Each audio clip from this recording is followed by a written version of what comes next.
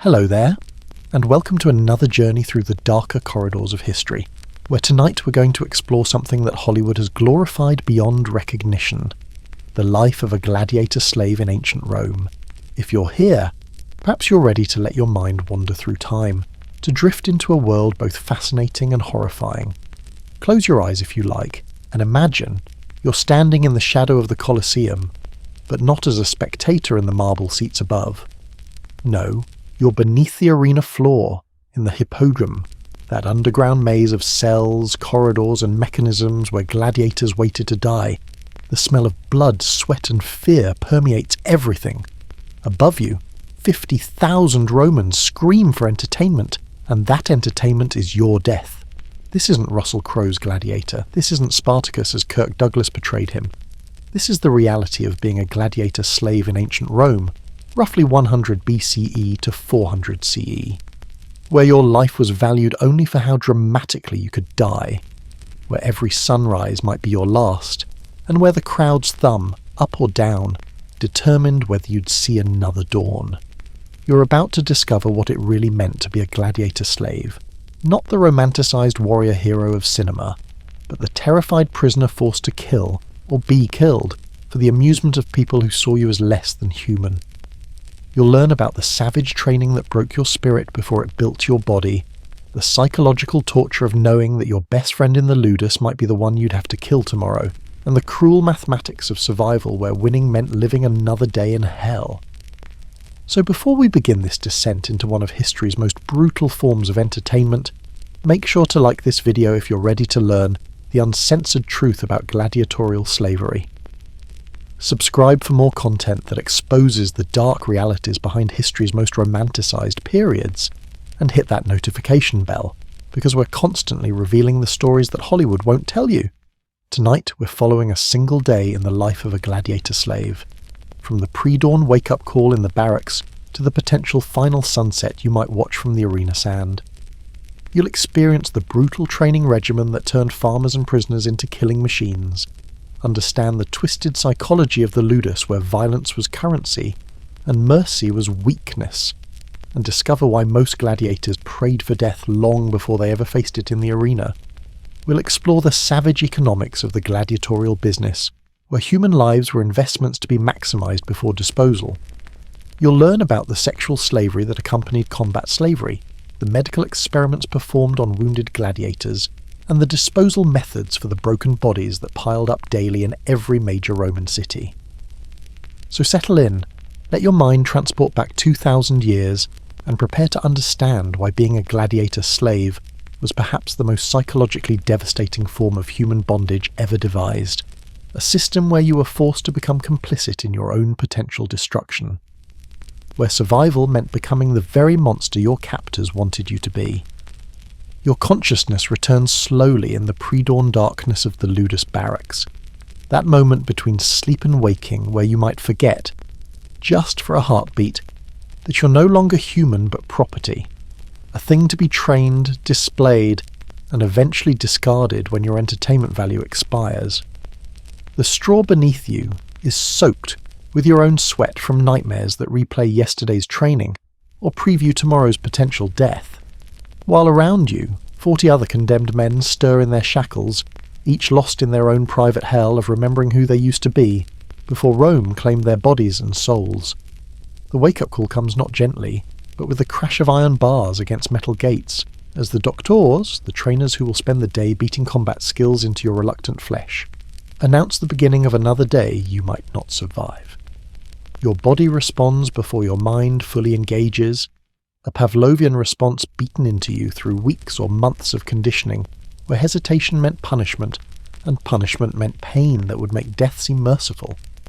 Rising from your pallet requires negotiating the weight of your shackles, those iron reminders that despite the weapons training you'll receive, despite the combat skills you'll develop, you remain a slave whose life belongs entirely to the Lannister who owns this gladiator school.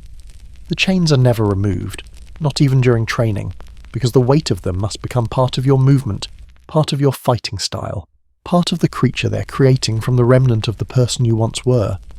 The man beside you doesn't rise. He took a training sword through his shoulder yesterday, and the wound has festered overnight. By evening, he'll either be dead or sold to the mines, a fate that makes gladiatorial slavery seem like mercy. You've learned not to look at the dying, not to acknowledge their humanity, because attachment in the Ludus means pain when that attachment is inevitably severed by death, or sale, or the simple arithmetic of arena matchmaking.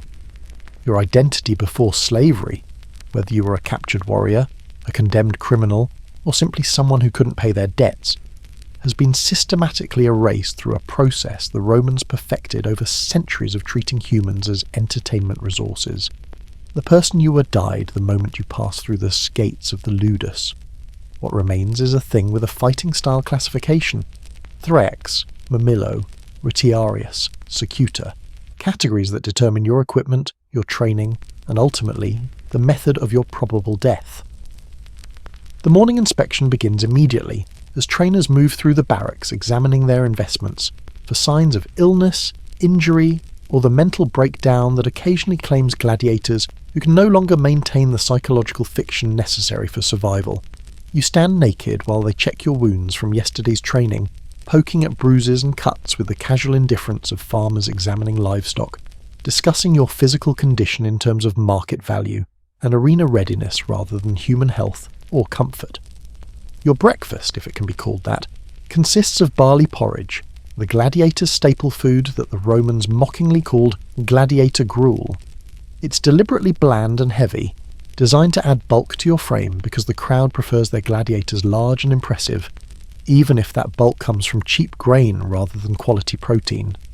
You eat standing up, shoveling the paste into your mouth with your fingers because utensils might become weapons, and weapons in the hands of desperate slaves lead to uprisings like the one Spartacus led that still haunts Roman nightmares. The racial and ethnic dynamics of the Ludus reflect Rome's vast conquests: Gauls, Germans, Thracians, Africans, and occasionally even Roman citizens who've fallen into debt or disgrace. The trainers deliberately prevent communication between language groups, fostering mistrust and competition rather than solidarity. You might share a cell with someone whose language you don't speak, whose culture you don't understand, whose face you'll try to forget because tomorrow you might have to cut it open for the crowd's pleasure. The psychological conditioning begins from your first moment of consciousness each day. The trainers use a carefully calibrated mixture of brutality and reward, punishment and praise, designed to break down your civilian psychology and rebuild you as a creature of violence. They need you aggressive enough to provide entertainment, but not so savage that you become uncontrollable. It's a delicate balance that they maintain through constant psychological manipulation that would make modern interrogators seem amateur. Your morning preparations include oiling your body, not for hygiene or comfort, but because oiled skin is harder to grab in combat, and because the sheen makes muscles more visible to crowds who pay to see physical perfection destroy itself. The oil is mixed with sand and scraping dirt to create an abrasive compound that toughens your skin while making you appear more imposing. Every aspect of your preparation is designed for visual impact rather than combat effectiveness because you're not a soldier. You're a performer in humanity's cruelest theatre. The religious rituals that begin each training day serve multiple purposes.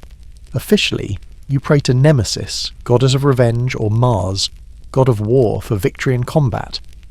Privately, many gladiators pray for death, swift, clean, and honourable, rather than the slow agony of a belly wound, or the humiliation of begging for mercy from a crowd that feeds on suffering. The prayers are mandatory, because gladiators who refuse religious observance are considered bad omens and are often killed outright rather than risk their impiety affecting upcoming games.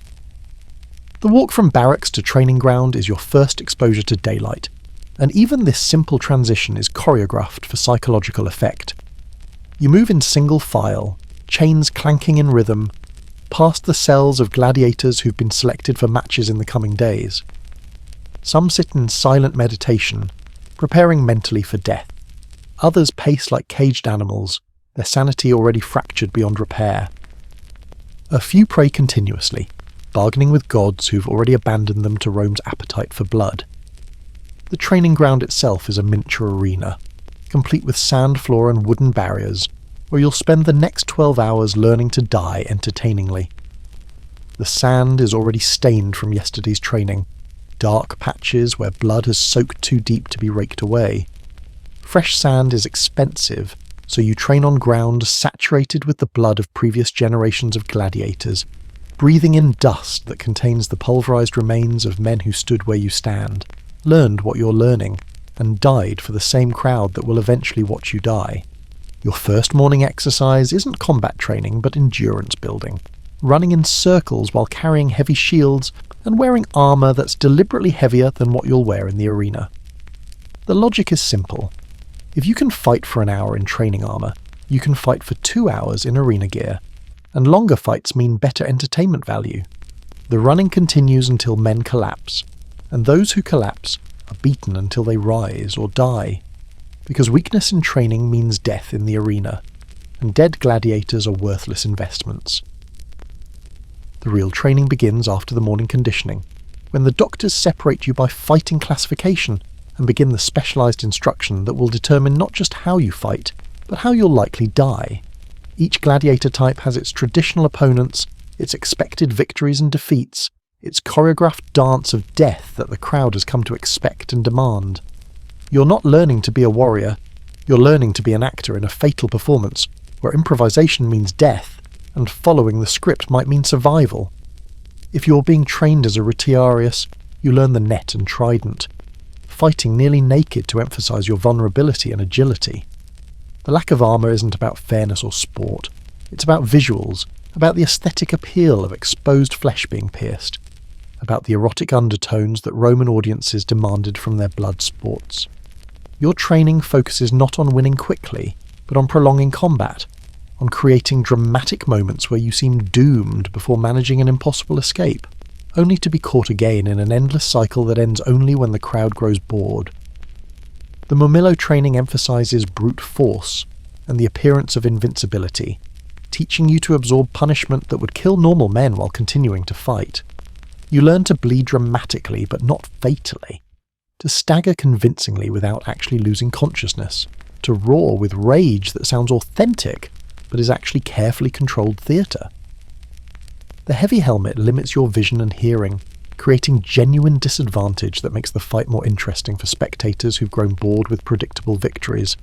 Secutor training combines pursuit tactics with psychological warfare, teaching you to hunt down opponents while maintaining the appearance of relentless determination that crowds interpret as heroic rather than desperate. You learn to corner opponents against barriers, to create moments of apparent triumph before allowing dramatic reversals, to play the role of inevitable death, while occasionally, just often enough to maintain suspense, being defeated yourself in spectacular fashion. The weapons training uses wooden substitutes, the rudis, that are deliberately heavier than real weapons to build strength, while preventing the slaves from having access to actual killing implements, except during performances. Every swing is critiqued not for martial effectiveness, but for visual impact. You learn to telegraph your movements so the crowd can anticipate and react, to pause at dramatic moments to build tension, to scream and grunt in ways that carry to the farthest seats of the amphitheatre. Partnered exercises pair you with other gladiators in choreographed sequences that must appear spontaneous, while actually following strict patterns designed to maximise entertainment value. You practice the same combination hundreds of times: thrust, parry, dodge, wound, recovery, until muscle memory takes over and you can perform it while half-conscious from blood loss or heat exhaustion. These rehearsed sequences become the foundation of arena combat, where deviation might mean accidentally killing someone scheduled to survive or surviving when you're supposed to die. The psychological training is more subtle but equally brutal. Trainers deliberately foster specific relationships and rivalries, engineering friendships that they'll later exploit by forcing friends to fight each other. They encourage you to develop signature moves and fighting styles that become your identity, that crowds will recognise and cheer for, that create the illusion of personality and choice in a life that offers neither. You're taught to play to the crowd's emotions, to understand their moods and give them what they want, whether that's heroic resistance, cowardly begging, or stoic acceptance of death. Punishment for poor performance during training exceeds anything you might face in the arena. The trainers use hot irons to burn the soles of feet, making every step agony while forcing continued training. They hang men by their wrists for hours, letting shoulder joints slowly dislocate while muscles tear from the strain. They force gladiators to hold heavy stones at arm's length until muscles fail and spirits break. The message is clear. The arena might kill you, but the trainers will make you wish for that death if you don't perform. The midday break provides no actual rest, just a shift from physical to psychological conditioning. You're forced to watch recordings of previous games, not filmed, obviously, but recreated through detailed descriptions and sometimes actual reenactments, using slaves who won't survive their injuries. You study how men die, what makes a death good or bad in the crowd's judgment. What gestures and words in those final moments can mean the difference between an honourable death and one that shames your memory forever. Weapons maintenance becomes part of the training ritual, even though you'll never touch the actual weapons you maintain except in the arena. You learn to sharpen blades you'll never use, to repair armour you'll wear only while dying, to understand every piece of equipment so intimately that when you finally hold the real thing, it feels familiar despite being foreign. This creates a psychological connection to the instruments of your destruction, a Stockholm Syndrome relationship with the very tools that will likely kill you. The afternoon training intensifies as the heat builds, deliberately scheduled for the hottest part of the day because many arena fights happen during peak heat, when the sun adds another layer of torment to the spectacle. You learn to fight while dehydrated, while suffering from heat exhaustion, while your vision blurs and your muscles cramp. The trainers deny water to fighters who don't show sufficient aggression, creating desperation that translates into the savage fighting style crowds expect from their gladiators. Group combat training prepares you for the special events where teams of gladiators fight in mock battles or historical reenactments. These exercises are particularly dangerous because they combine the chaos of actual battle with the performance requirements of arena entertainment. You learn to coordinate deaths, who falls first, who dies heroically, who survives to face the next wave, all while making it appear spontaneous and authentic to audiences who've become sophisticated judges of staged violence. The specialty training varies by Ludus, but might include fighting animals, performing executions, or participating in the sexual displays that sometimes preceded or accompanied gladiatorial games.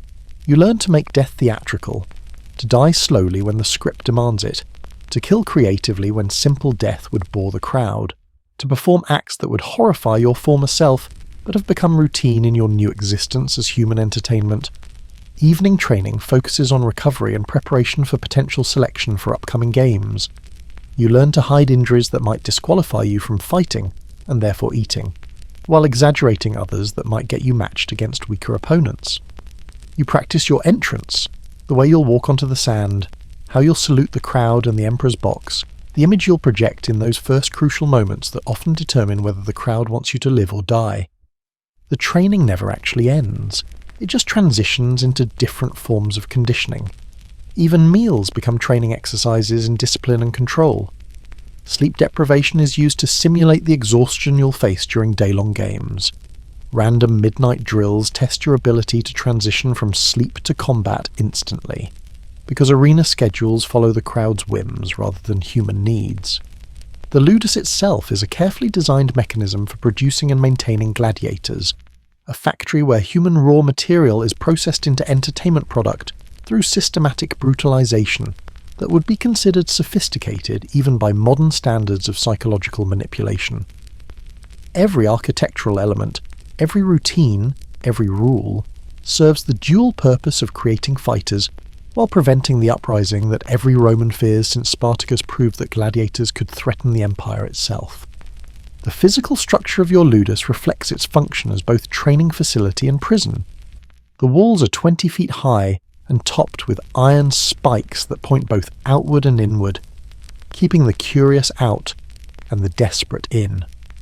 The single entrance is a fortified gateway that requires passing through 3 separate checkpoints, each manned by former soldiers who know that their lives depend on preventing another gladiator revolt. Windows are merely slits high in the walls, providing minimal light while preventing any possibility of escape or outside communication. Your cell is a 6 by 8 foot stone chamber that you share with 1 or 2 other gladiators, deliberately chosen from different ethnic backgrounds to prevent communication and conspiracy. The floor is bare stone that never fully dries from the humidity of human sweat and fear. The walls weep moisture that breeds mould and disease.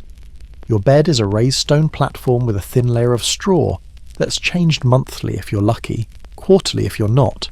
The smell is indescribable. Human waste, rotting straw, infected wounds, and the peculiar odour of sustained terror that seems to have soaked into the stones themselves. The hierarchy within the Ludus is more complex than the simple owner and owned. The lanista who owns the school rarely appears, leaving daily operations to the doctors who train you, the magistrates who maintain discipline, and the medici who keep you functional enough to die profitably. Each level of authority has its own methods of control, its own rewards and punishments, its own ways of making your existence miserable while extracting maximum value from your suffering. Veteran gladiators, those who've survived more than a dozen fights, occupy a strange position within the Ludus hierarchy. They're still slaves, still property, but their survival experience makes them valuable as training partners and cautionary tales. They're given slightly better food, marginally better quarters, and the bitter privilege of training newer gladiators in the arts that will likely kill them. These veterans have developed a 1,000-yard stare that sees through everything, having witnessed and participated in the horrors that have burned away whatever humanity they once possessed. The Primus Palus, the champion gladiator of the Ludus, lives in relative luxury that serves as both reward and motivation for others. He has a private cell, better food, and sometimes even conjugal visits from prostitutes or admirers. But this privilege comes with a price. He must fight more often, against increasingly dangerous opponents, in matches designed to eventually produce his spectacular death. The crowd loves nothing more than seeing a champion fall, and the lanista knows that a dead champion is worth more than a living one if the death is sufficiently dramatic. The medical facilities of the Ludus are simultaneously advanced and primitive. The Medici understand anatomy with a precision that comes from constantly treating traumatic injuries, but their goal isn't healing, it's maintaining functionality. They'll stitch wounds with impressive skill but without anesthesia. They'll set bones and treat infections, but only to the extent necessary to get you back in the arena. Gladiators with permanent disabilities that prevent fighting are sold to mines or executed, so the medical care focuses on temporary fixes rather than long-term health. The food distribution system in the Ludus reflects your value as an investment. Basic rations are the barley gruel that builds mass without providing real nutrition. Fighters scheduled for upcoming matches receive additional protein, usually cheap cuts of meat that would otherwise be discarded. Winners of matches might receive wine or better food as rewards that reinforce the psychological conditioning. The dining hall is a carefully controlled environment, where seating arrangements prevent conspiracy while allowing trainers to observe social dynamics that might affect arena performance. The water supply is deliberately restricted, not from cruelty but from calculated psychology. Dehydration makes you desperate. Desperate fighters are aggressive, and aggressive fighters provide better entertainment. Water becomes a reward for good training performance, a punishment when withheld, and a tool of control that reminds you every moment that your survival depends entirely on the whims of those who own you. The training equipment in the Ludus represents significant investment, but not in your safety or effectiveness, in the appearance of authenticity that crowds demand. The practice weapons are weighted to build strength. The armour is designed to protect during training while leaving specific vulnerabilities that will make arena combat more interesting. Every piece of equipment serves the entertainment value rather than martial effectiveness, because you're not being trained as a soldier but as a performer in humanity's deadliest theatre. The religious shrine within the Ludus is dedicated to Nemesis and Mars, but also to the specific gods of various gladiator types, Mercury for the Retiarii, Saturn for the Secutores. Daily prayers are mandatory, not from genuine religious concern but because gladiators who maintain religious observance are seen as more likely to die well. The shrine also serves as a reminder that even the gods have abandoned you to this fate, that divine intervention isn't coming, that your only hope is to embrace the role forced upon you. The punishment cells in the basement of the Ludus are where discipline is maintained through calculated brutality. Solitary confinement in total darkness breaks spirits within days. The hot box, a metal cage placed in direct sunlight, can kill through dehydration or drive men insane from heat exposure. The whipping post in the central courtyard serves as both punishment device and public reminder that rebellion brings only pain. Every gladiator knows the sounds that come from the punishment cells, screams that start strong and fade to whimpers, then silence that's somehow worse than the screaming. The administrative areas of the Ludus contain the records that reduce your existence to entries in ledgers, purchase price, training costs, expected return on investment, projected arena lifespan. Your name is replaced by your fighting classification and number. Your improvement or decline is tracked in columns of figures that determine whether you'll be sent to fight, sold to another Ludus, or disposed of as a loss. The accountants who maintain these records never see you as human. To them, you're a line item in a balance sheet, profitable or not, nothing more. The weapons storage area is the most heavily guarded section of the Ludus, accessible only to trainers, and even then only under strict protocols. Real weapons are brought out only for final rehearsals before matches, and every blade is counted before and after use. The fear of gladiators accessing real weapons drives security measures that exceed those used for gold or precious gems, because armed gladiators have toppled kingdoms while gold merely buys compliance. The death chamber, rarely acknowledged but always present, is where gladiators who die in training or from injuries are processed. Bodies are stripped of any valuable equipment, examined for cause of death to refine training methods that might be too lethal, and then disposed of in mass graves or burned in furnaces that also heat the baths. The efficiency of body disposal reflects the Roman practical approach to gladiator mortality: waste nothing, acknowledge nothing, continue producing fighters to replace the dead. Your economic value as a gladiator slave represents a complex calculation that weighs purchase price, training costs, maintenance expenses, and projected revenue generation through a formula that reduces human life to commodity mathematics with breathtaking efficiency.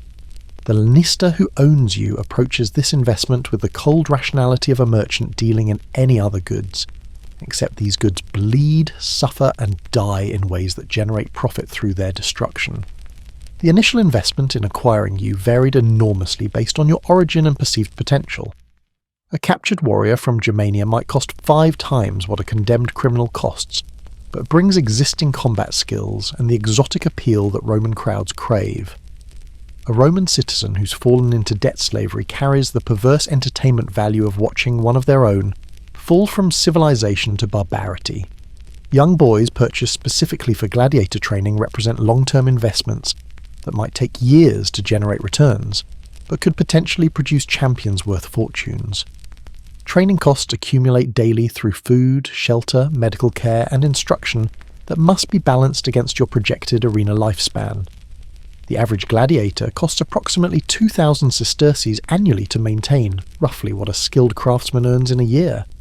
This investment must be recouped through arena appearances, where your rental fee to games sponsors varies based on your experience, fighting style, and crowd appeal.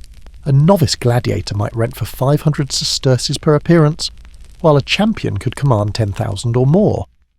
The actuarial mathematics of gladiator ownership involve calculating the optimal number of fights before diminishing returns set in. Too few fights and the training investment isn't recouped. Too many and you'll likely die, requiring replacement costs that exceed potential earnings. The sweet spot is typically 15 to 20 fights over 3 to 5 years, after which you're either dead, too damaged to continue, or, in extremely rare cases, granted freedom through the wooden sword of manumission. Insurance systems exist for gladiator rentals, where game sponsors can pay additional fees to guarantee compensation if their rented gladiator dies during the show. These insurance rates reflect complex risk assessments based on your fighting record, current health, opponent matching, and even factors like crowd mood and weather conditions that might affect combat outcomes. A gladiator with a strong survival record might have insurance rates of 20% of rental fee, while one showing signs of decline could require 50% or more. The sponsorship and betting economies surrounding gladiatorial games create additional revenue streams that depend on your performance and persona. Wealthy Romans might sponsor specific gladiators, paying for better equipment or training in exchange for reflected glory when their fighter wins. The illegal but ubiquitous betting markets generate enormous sums that filter back to Ludus owners who can manipulate outcomes through training emphasis, opponent selection, and sometimes outright match fixing that sacrifices gladiators for profit. Your market value fluctuates based on performance, injuries, and the intangible quality of crowd appeal that can make the difference between profitable career and early death. A gladiator who wins but bores the crowd might be matched against increasingly dangerous opponents to generate excitement through probable death. One who loses but entertains might receive easier matches to prolong their crowd-pleasing performances. The economics of entertainment override any consideration of fairness or martial merit. Depreciation of gladiator assets follows predictable patterns that Lanisti factor into their business models. Your value peaks after 5 to 10 successful fights, when you've developed skills and reputation but haven't yet accumulated debilitating injuries. After that peak, value declines rapidly as injuries accumulate and crowd familiarity breeds contempt. The depreciation curve drives decisions about when to risk valuable gladiators in dangerous matches versus preserving them for guaranteed profits in safer exhibitions. The rental market for gladiators operates through complex negotiations between Lanisti and game sponsors, editores, who must balance entertainment value against costs. Provincial games might afford only basic gladiators for simple matches, while imperial games demand elaborate spectacles with dozens or hundreds of fighters. The rental agreements specify everything from acceptable injury levels to death compensation rates, creating contracts that commodify human suffering with bureaucratic precision. Subsidiary revenue streams from gladiator ownership include selling their blood, believed to cure epilepsy, their sweat, used in cosmetics, and even their bodily waste, used in certain medical preparations. After death, gladiator bodies could be sold to medical schools for dissection, their organs harvested for various purposes, and their personal effects sold as morbid memorabilia to fans who collected items touched by famous fighters. The investment recovery period for a gladiator typically spans 3 to 5 years, assuming survival. This creates pressure to maximize appearances during peak years while avoiding the career-ending injuries that would destroy the investment prematurely. Lanisti maintain careful records of each gladiator's revenue generation versus costs, making decisions about training intensity, match frequency, and eventual disposal based purely on financial calculations. Competition between Ludi, gladiator schools, drives both innovation and exploitation as owners seek competitive advantages through training methods, fighter acquisition, and match manipulation. Successful Ludi might expand to multiple cities, creating gladiator franchises that share training techniques and fighters. Failed Ludi result in mass liquidation of gladiator assets, usually to mines or agricultural estates where former fighters work until death, in conditions that make the arena seem merciful. The taxation of gladiator operations provides significant revenue to the Roman state, creating governmental interest in maintaining the system, despite occasional moral objections from philosophers and reformers. Taxes on gladiator sales, rental fees, and game admissions fund public works and military campaigns, making the blood sports essential to imperial economics. Your suffering, in effect, subsidizes the very empire that enslaves you. Credit and debt systems within the gladiator economy trap both owners and owned in cycles of financial obligation. Lanisti borrow to purchase and train gladiators, using future earnings as collateral. Failed investments can bankrupt entire Ludi, resulting in mass sales of gladiators to cover debts. You might change hands multiple times as assets are liquidated and consolidated, each transfer typically resulting in worse conditions as new owners seek to extract maximum value from diminished investments. The seasonal economics of gladiatorial games create feast or famine cycles that affect your life profoundly. During festival seasons, you might fight weekly or even more frequently, pushing your body beyond recovery capacity. During quiet periods, reduced food and training maintain your existence at subsistence levels to minimize costs. These cycles create physical and psychological stress that accelerates the deterioration that makes you economically worthless. Black market economies within the Ludus involve gladiators trading everything from food rations to sexual favors for marginal improvements in their circumstances. Trainers often participate in these underground economies, taking bribes to provide better treatment or easier training regimens. The corruption permeates every level of the gladiator system, creating additional layers of exploitation that extract value from human misery through unofficial channels. The selection for an arena appearance begins days before the actual event, when the Lanista and game editor negotiate which gladiators will fight, in what combinations, and with what expected outcomes that balance entertainment against economic interests. Your selection might be strategic. You're matched against an opponent you can likely defeat, or sacrificial. You're being fed to a champion to enhance their reputation through your spectacular death. Either way, the decision is made without your input, based on calculations that weigh your remaining value against the profits from your potential destruction. The announcement of your selection triggers a cascade of preparations that transform the Ludus routine into something even more intense. Your training shifts from general conditioning to specific preparation for your designated opponent, studying their fighting style through descriptions from trainers who've observed them or survivors who've faced them. You practice specific defences against their known attacks, develop counters to their preferred techniques, all while knowing that they're doing exactly the same preparation to kill you. The night before, the arena brings the Cena Libera, the free banquet that might be your last meal. This public spectacle allows wealthy Romans to observe the gladiators who will fight tomorrow, like examining racehorses before placing bets. You sit at tables laden with food you're too nervous to eat while strangers discuss your physique, your chances, and how you'll likely die. Some spectators offer encouragement, others mockery, and a few make sexual propositions that highlight your status as object rather than person. Sleep before arena day is nearly impossible. The Ludus fills with sounds of preparation, weapons being sharpened, armour being fitted, prayers being whispered in dozen languages to gods who seem deaf to gladiator pleas. Some fighters pace their cells continuously, others sit in meditation or prayer. A few engage in desperate sexual encounters with fellow gladiators, seeking human connection before potential oblivion. The veterans sleep, having learned that exhaustion in the arena means certain death. The morning of the fight arrives with ceremonial precision.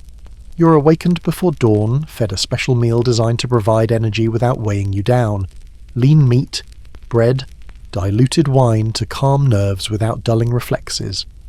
The medicus examines you one final time, checking injuries that might affect performance, applying oils and preparations that will make wounds bleed dramatically, but not necessarily fatally. Every detail is calculated for maximum visual impact.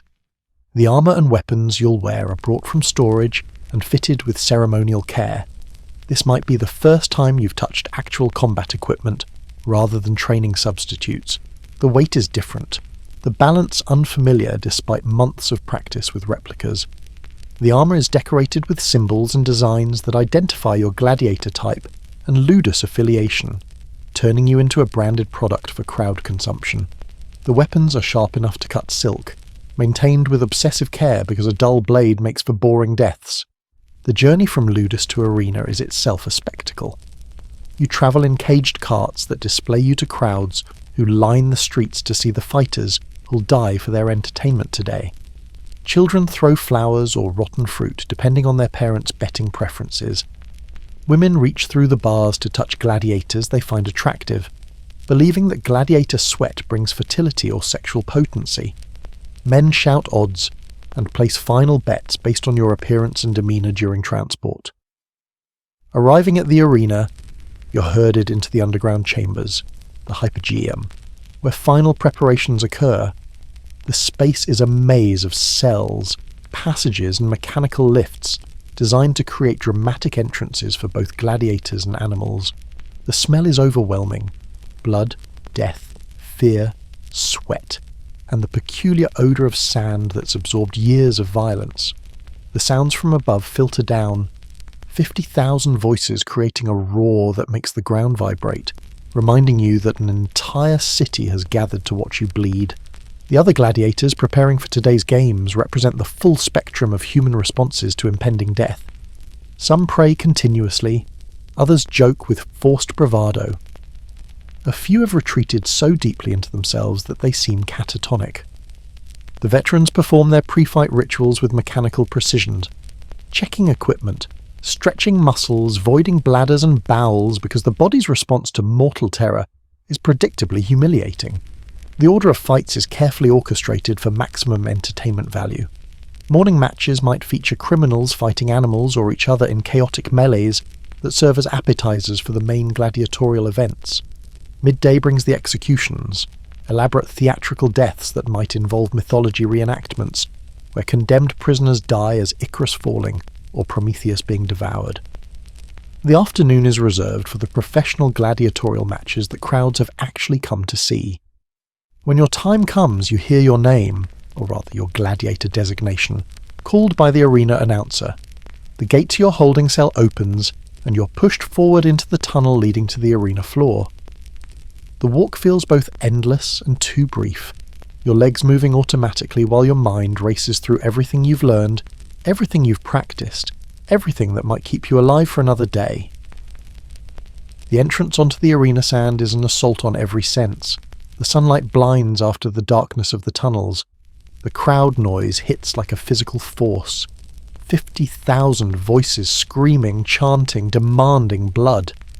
The heat reflects off the sand, already approaching unbearable levels that will worsen as the day progresses. The smell of blood from previous fights mingles with perfumes that wealthy spectators have sprayed to mask the stench of death. The pompa, the ceremonial parade of gladiators, begins with all fighters for the afternoon's matches entering together. You march in formation around the arena's perimeter, allowing the crowd to assess the offerings for their entertainment. This is when initial favourites are chosen, when the betting reaches fever pitch, when your appearance and bearing might influence whether the crowd will later grant you mercy or demand your death. Reaching the imperial box or the editor's platform, you raise your weapon in the traditional salute, Ave Imperator Morituri te salutant. Hail, Emperor, those who are about to die salute you. The words stick in your throat because they acknowledge what everyone knows but rarely states explicitly. You're probably going to die today, and your death is considered an honour to those watching.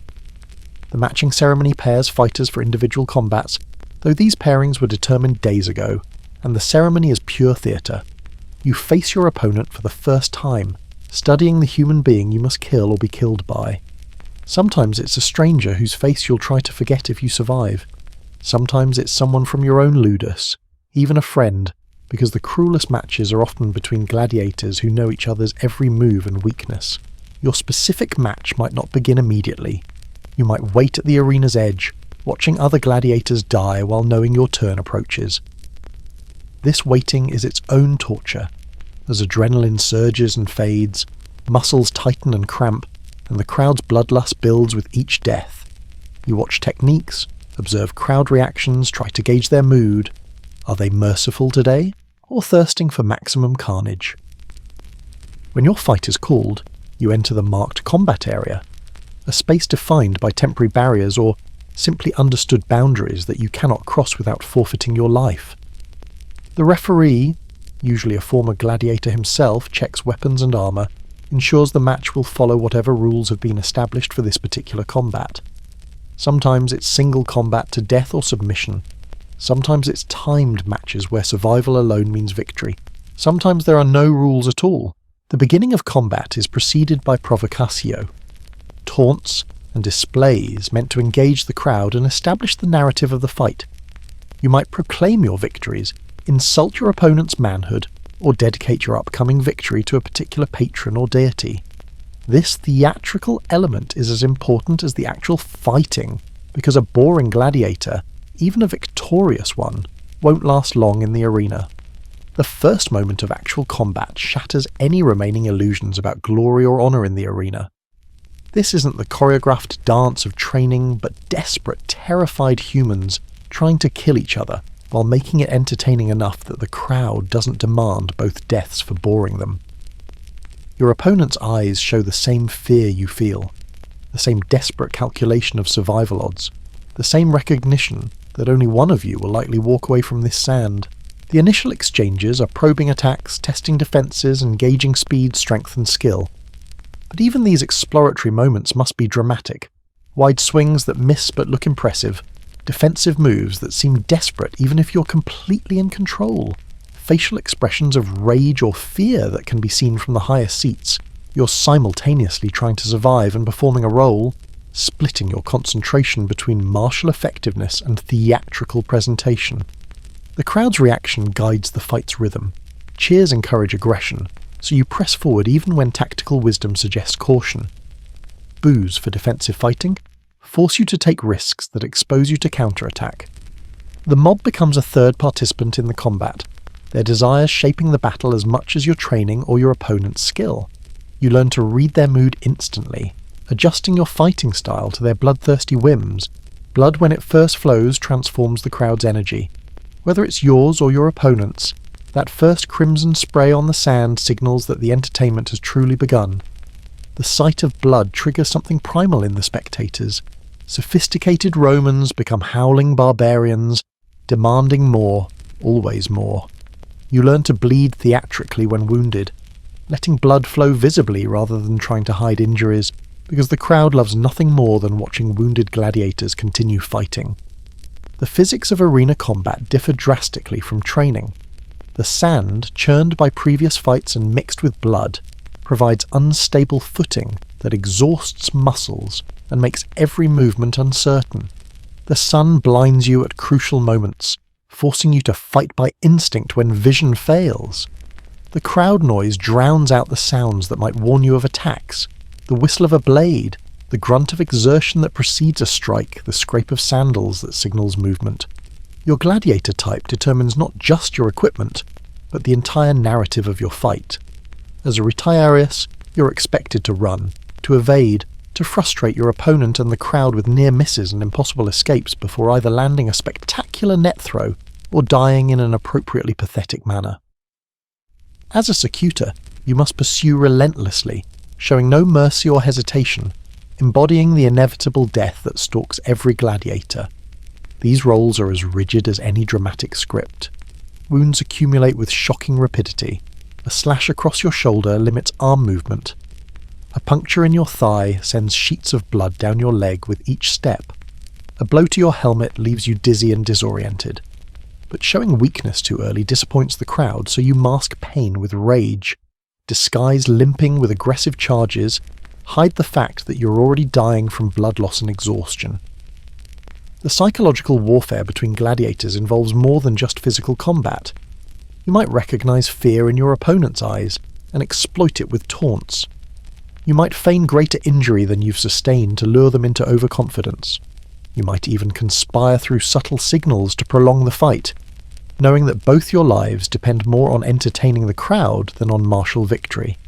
Exhaustion becomes your greatest enemy as the fight extends beyond minutes into grinding, endless-seeming combat under the brutal sun. Your arms feel like lead, barely able to lift sword or shield. Your legs shake with each step.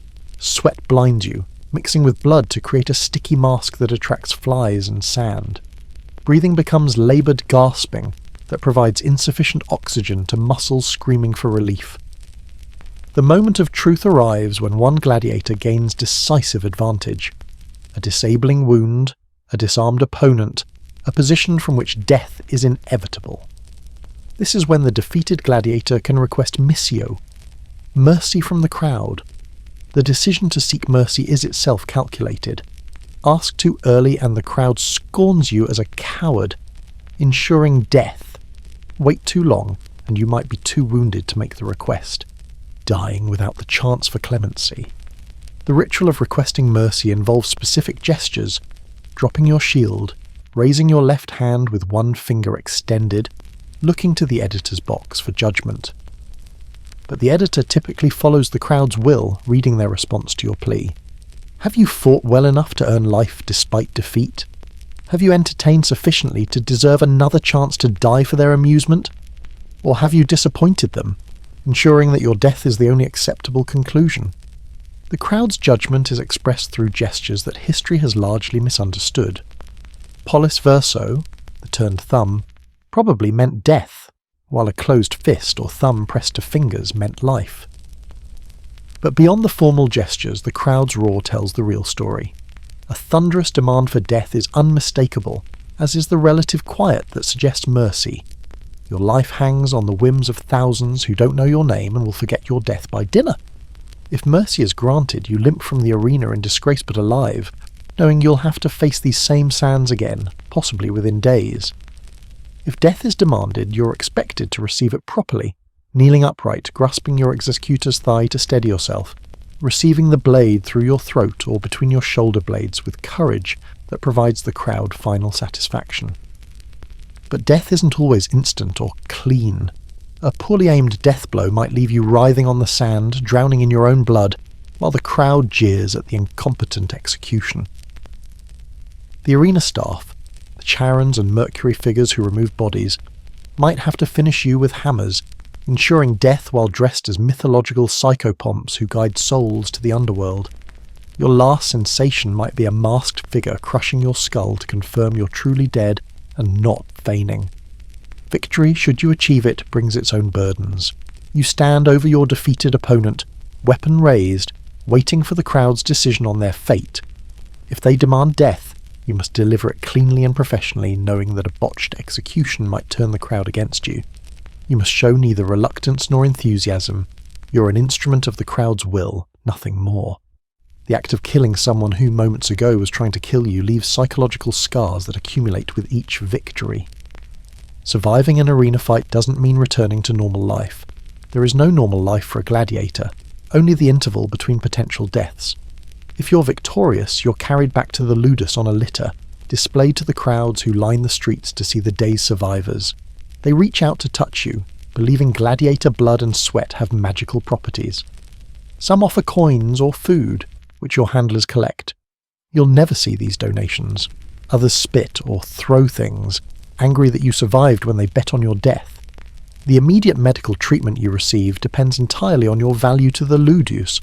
A champion or promising fighter gets the attention of skilled medici, who clean wounds with wine, stitch cuts with precision, and apply poultices that prevent infection. A marginal gladiator gets cursory treatment, wounds packed with dirty cloth, bones roughly set, and prayers that infection doesn't set in. The medical care isn't about your comfort, but about maintaining your ability to generate future revenue. Post-fight infections kill more gladiators than combat itself. The combination of dirty weapons, sand contaminated with previous fighters' blood, and inadequate wound care creates ideal conditions for gangrene, sepsis, and tetanus. You watch wounds turn red, then black, smell the sweet stench of rotting flesh, feel the fever that signals your body is losing the battle against infection. The medici might amputate infected limbs, but a gladiator who can't fight is worthless, so amputation usually just delays execution by other means. The psychological aftermath of combat is never addressed, never acknowledged, never treated. You've just killed another human being or barely escaped death yourself, yet you're expected to return immediately to training as if nothing happened. The faces of men you've killed haunt your dreams, the moment when their eyes went from desperate to empty replays endlessly. Some gladiators go mad from the accumulated trauma, becoming either catatonic or uncontrollably violent, both conditions resulting in quick disposal. Recovery periods between fights vary based on injuries and upcoming game schedules. If you're lucky, you might have weeks to heal. If games are frequent and gladiators scarce, you might be forced back into the arena while still wounded from your last fight. Fighting while injured is almost certainly fatal, but the calculation is simple. Better to risk losing a damaged gladiator than to maintain one who can't fight at all. Your status within the Ludus changes with each fight. Victory brings marginal improvements, slightly better food, a less leaky cell, the possibility of wine or sexual companionship as reward. Defeat, even with survival, means reduced rations and increased training brutality as punishment for costing the lanista potential profits. Multiple victories might earn you the dangerous honour of becoming a crowd favourite, which means more frequent fights against more dangerous opponents. The sexual exploitation that accompanies gladiator slavery intensifies for successful fighters. Wealthy Roman women, and sometimes men, pay substantial sums for sexual access to gladiators, fetishizing the combination of danger, violence, and lower-class status. You have no right to refuse these arrangements, which the lanista views as additional revenue streams. These encounters range from quick, humiliating transactions to elaborate scenarios where you must perform both sexually and theatrically for jaded aristocrats seeking novel thrills. Training between fights becomes more specialised, as trainers identify your strengths and weaknesses based on actual combat performance. If you showed vulnerability to certain attacks, you'll drill defences until muscle memory overrides panic. If you hesitated at crucial moments, They'll beat decisiveness into you through exercises designed to eliminate thought in favour of instinct. Every lesson is written in pain, because pain is the only teacher that works quickly enough to prepare you for your next fight. The social dynamics within the Ludus shift constantly based on who lives, who dies, and who shows promise of lasting more than a few fights. Alliances form and dissolve based on calculated assessments of who might be useful for training or protection. Friendships are discouraged because friends might have to fight each other, but human nature persists even in inhuman conditions. You form bonds with other gladiators that make their deaths harder to bear, and your own survival feel like betrayal. The religious and superstitious practices among gladiators intensify between fights. Offerings to gods multiply, scraps of food sacrificed despite hunger, blood from training wounds dripped on crude altars, prayers in languages from across the empire. Lucky charms are guarded obsessively. A stone from your homeland, a piece of cloth from a loved one you'll never see again, the tooth of an opponent you defeated. These talismans provide psychological comfort in a world where death is random, and survival often seems more curse than blessing. The entertainment obligations outside the arena include appearing at private parties for wealthy Romans who want the thrill of proximity to violence without actual danger. You stand like a statue while they examine your scars, tell exaggerated stories of your fights, and make you demonstrate combat moves for their amusement. These exhibitions are humiliating reminders that you're not a warrior, but a commodity, valued only for your ability to embody Roman fantasies about violence and virility.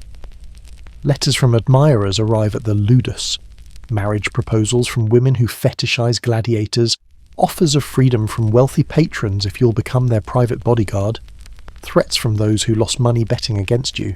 You can't read most of them, literacy is rare among gladiators, but the trainers read selected portions aloud for entertainment, turning your fan mail into another form of psychological manipulation. The economic pressures on the Ludus affect your life between fights. If the school is struggling financially, food quality drops, medical care becomes even more minimal, and pressure increases to accept fights you're not ready for. If the Ludus is prospering, conditions might marginally improve, but prosperity usually means more gladiators are purchased, increasing competition for resources and favourable match assignments. Sleep between fights is plagued by nightmares that replay combat in endless variations.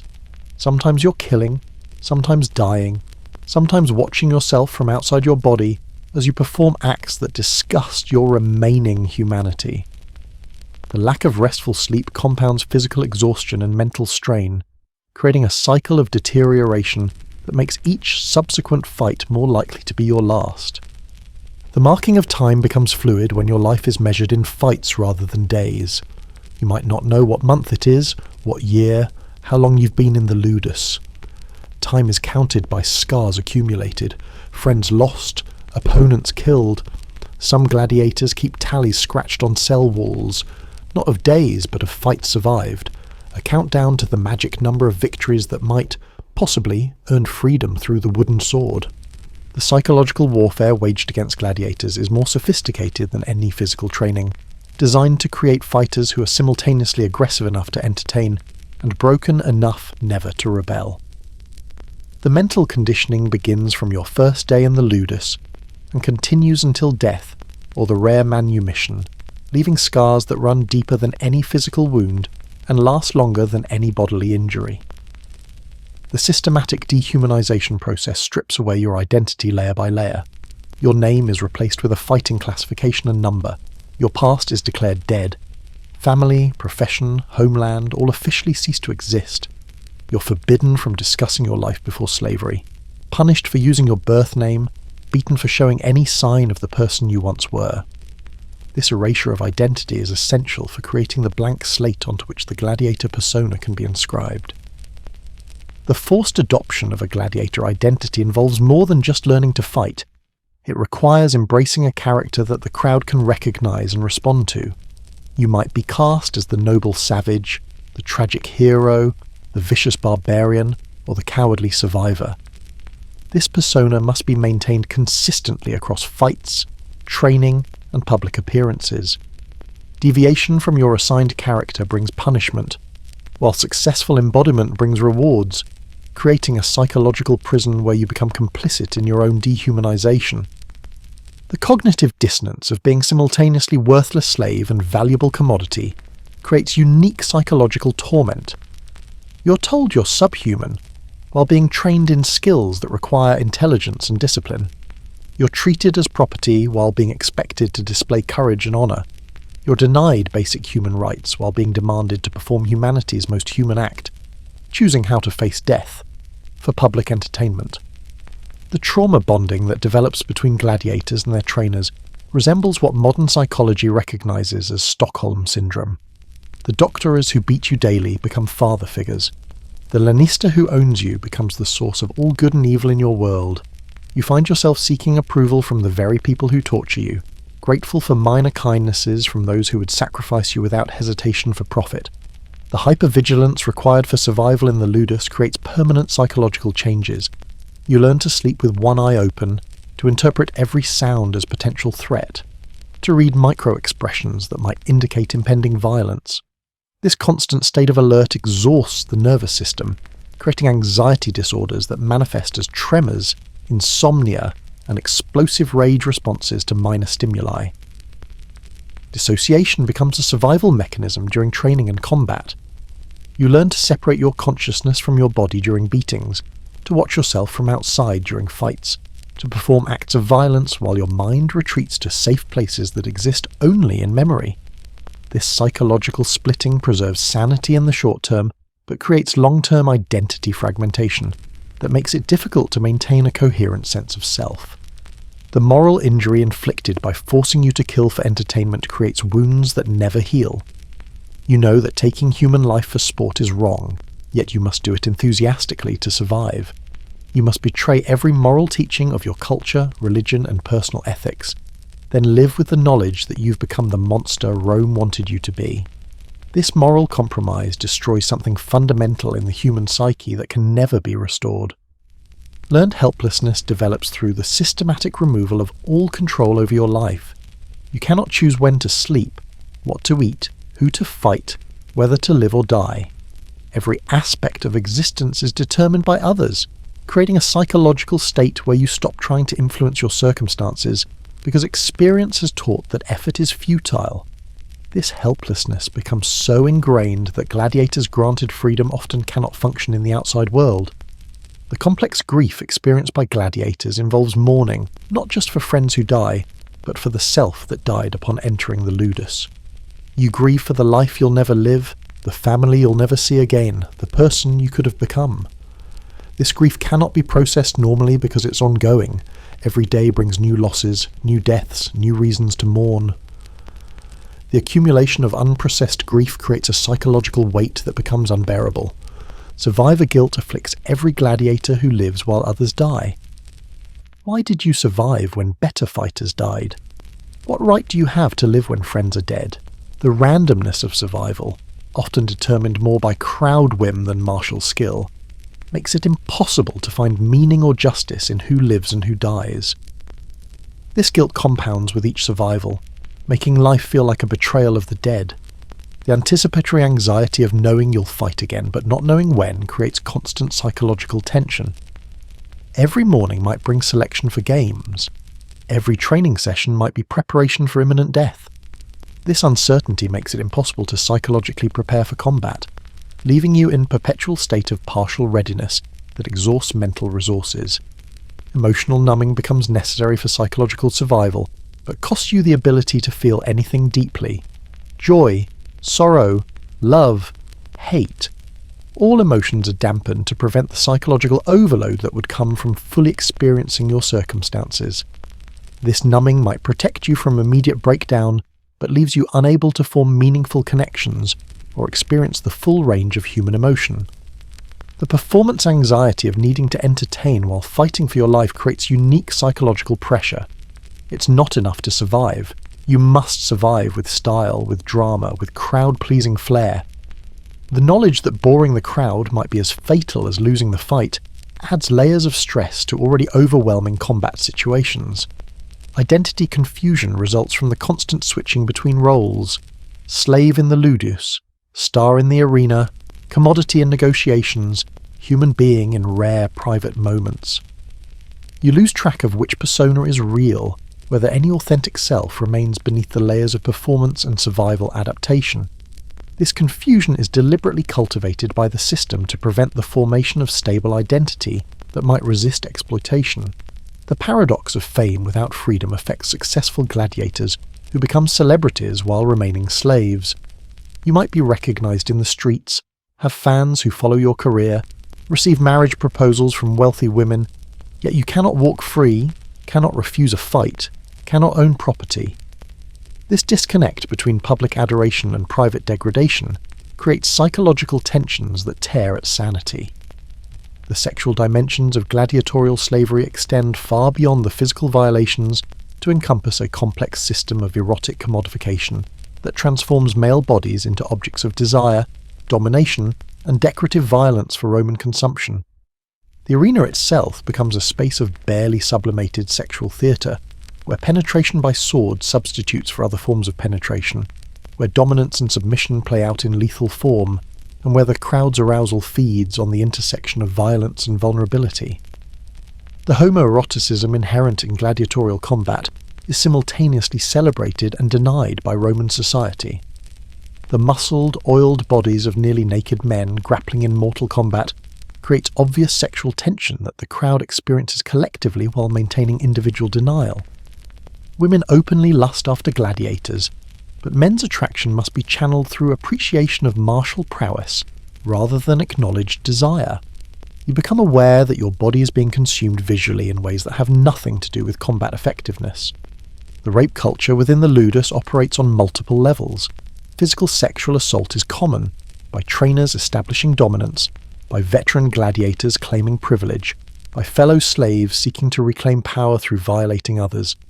But beyond physical rape is the constant psychological sexual violation of being displayed, examined, and discussed as a sexual object.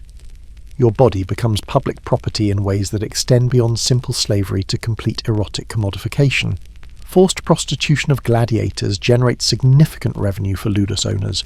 Wealthy Romans pay enormous sums for sexual access to famous gladiators, fetishizing the combination of danger, violence, and social transgression.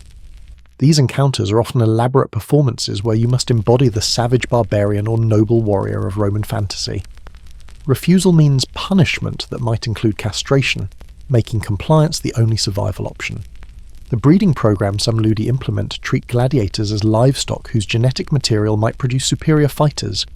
You might be forced to impregnate slave women or female gladiators, creating children who will inherit bondage and likely face the same fate. These programs view human reproduction as another profit stream, with children of famous gladiators commanding high prices in slave markets. The sexual rituals preceding combat often have explicitly erotic elements. The oiling of bodies, the ceremonial armouring, the display of physique, all serve to heighten the sexual tension that underlies the violence. Some matches are preceded by explicitly sexual displays, where gladiators might be forced to perform sexual acts as warming up the crowd for the bloodshed to follow. The feminization of defeated gladiators involves sexual humiliation that reinforces Roman concepts of masculinity through violation. Defeated fighters might be raped in the arena, forced to perform oral sex on victors, or subjected to other sexual degradations that the crowd interprets as appropriate punishment for weakness. This sexualized violence reinforces social hierarchies where penetration equals dominance and being penetrated equals social death. The virgin sacrifices that sometimes accompany gladiatorial games involve young slaves, often children, who are sexually violated before being killed in the arena.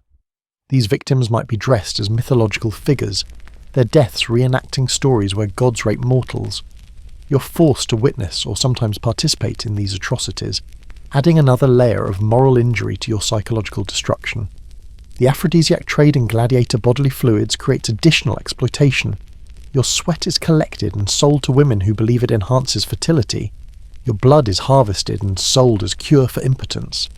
Even your semen might be collected and sold for various magical purposes.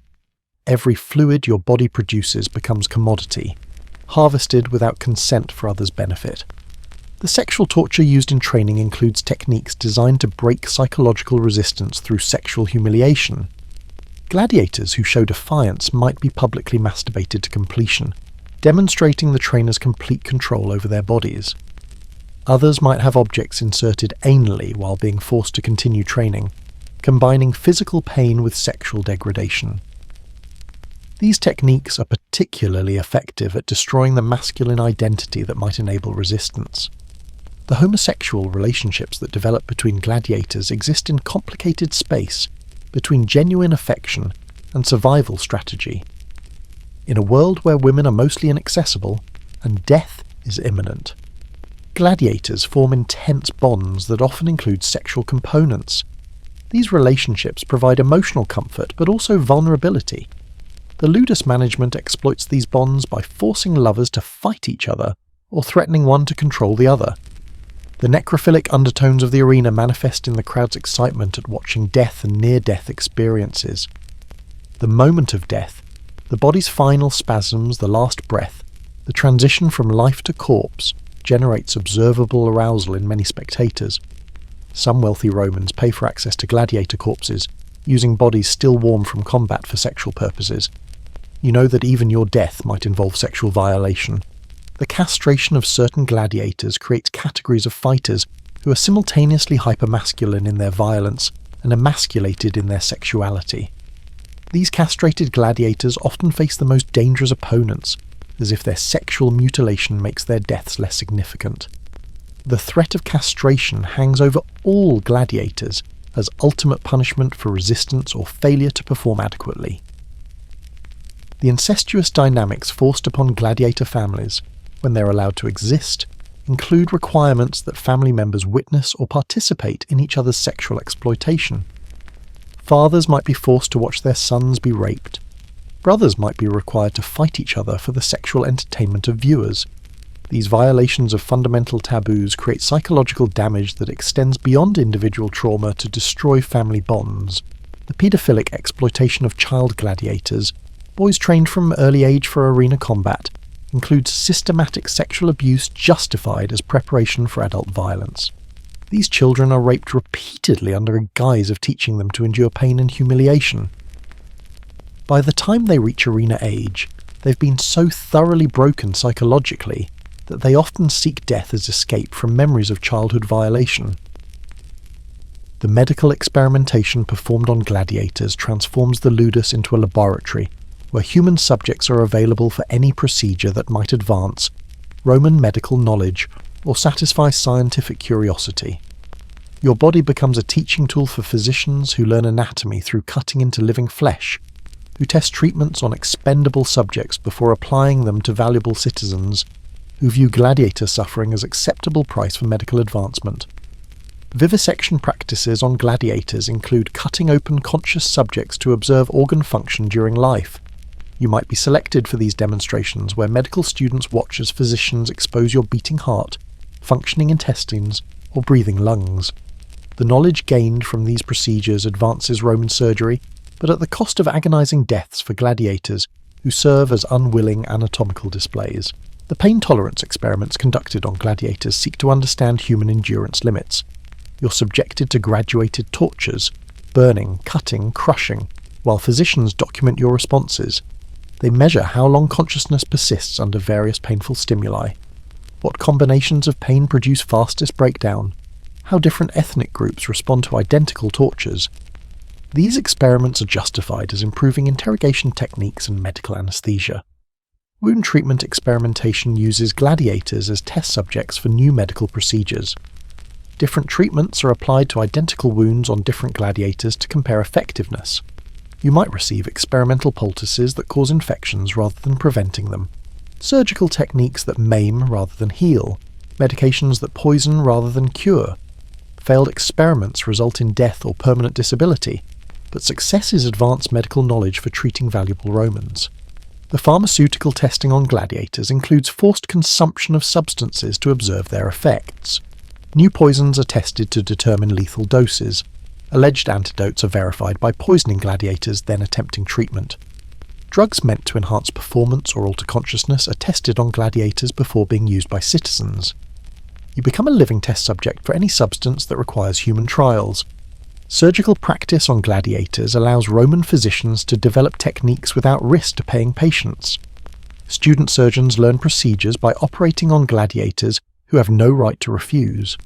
Experimental surgeries, organ removal, limb reattachment, brain procedures are performed to see what's possible rather than what's necessary. Many gladiators die from these practice surgeries, but their deaths are considered acceptable educational costs. The infection studies conducted in Ludi involve deliberately infecting gladiators with diseases to observe progression and test treatments. You might be exposed to plague victims to study transmission. Wounds might be contaminated with various substances to observe infection development. Different treatments are tested on groups of infected gladiators to determine effectiveness. These studies advance understanding of disease but treat gladiators as disposable test subjects. Nutritional experiments manipulate gladiator diets to observe effects on performance and health. Groups are fed different diets. All meat, all grain, starvation rations, while being required to maintain training regimens. The effects on strength, endurance, and injury recovery are documented. Some dietary experiments are designed to discover minimum nutrition necessary for survival, knowledge useful for military campaigns and slave management. The reproductive experiments performed on gladiators include forced breeding programs designed to produce superior fighters. Women are impregnated by selected gladiators, then their pregnancies are monitored to observe fetal development. Some pregnant women are subjected to various stresses to see effects on offspring. Children of gladiators are studied from birth to determine whether fighting ability is inherited. These programs treat human reproduction as livestock breeding. Psychological experimentation on gladiators explores limits of mental endurance and the methods of psychological control. You're subjected to isolation, sensory deprivation, sleep denial, and other tortures designed to break down mental resistance. Different conditioning techniques are tested to determine most effective methods for creating compliant but aggressive fighters. The psychological damage inflicted is considered irrelevant compared to knowledge gained about human mental manipulation. The amputation experiments performed on gladiators test surgical techniques and prosthetic devices. Healthy limbs might be removed to practice amputation procedures. Different methods of controlling bleeding, preventing infection and managing pain are tested.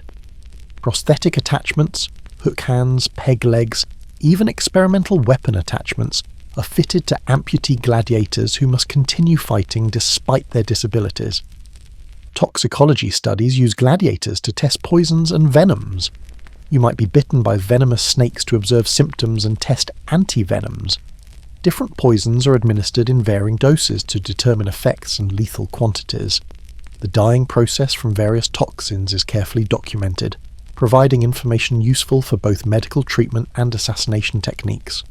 The transplantation attempts using gladiator subjects represent early experiments in organ transfer.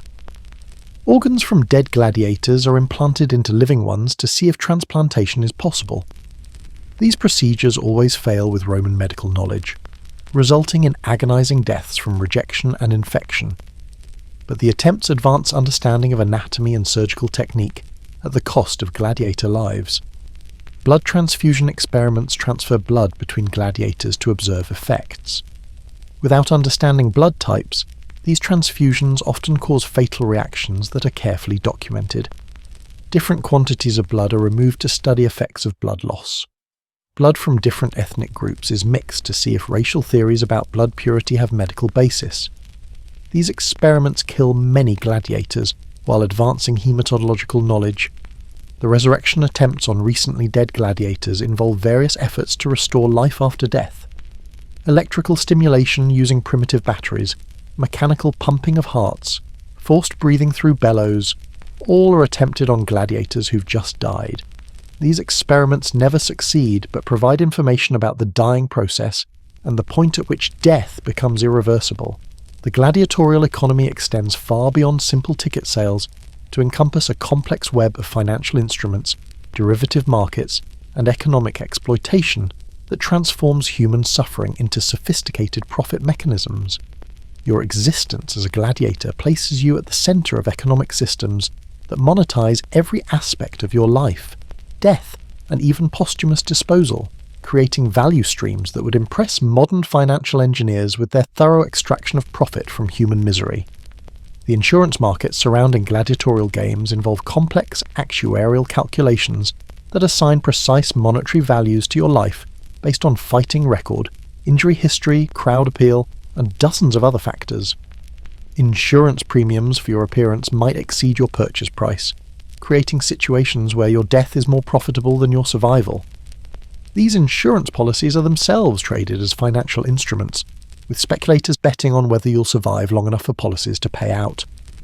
The gambling economy around gladiatorial matches dwarfs the direct revenues from ticket sales. Professional bookmakers maintain detailed statistics on every gladiator, win rates, preferred weapons, performance in different weather conditions, responses to specific opponent types. Your odds are updated continuously based on training reports, injury rumours, and even astrological calculations. The gambling extends beyond simple win-loss bets to exotic wagers on specific wounds, fight duration, and manner of death.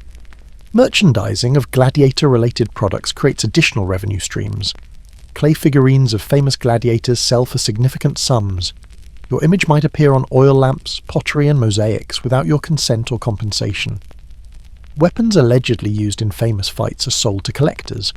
Even sand from arena floors, supposedly soaked with gladiator blood, commands high prices from those seeking to own pieces of the spectacle.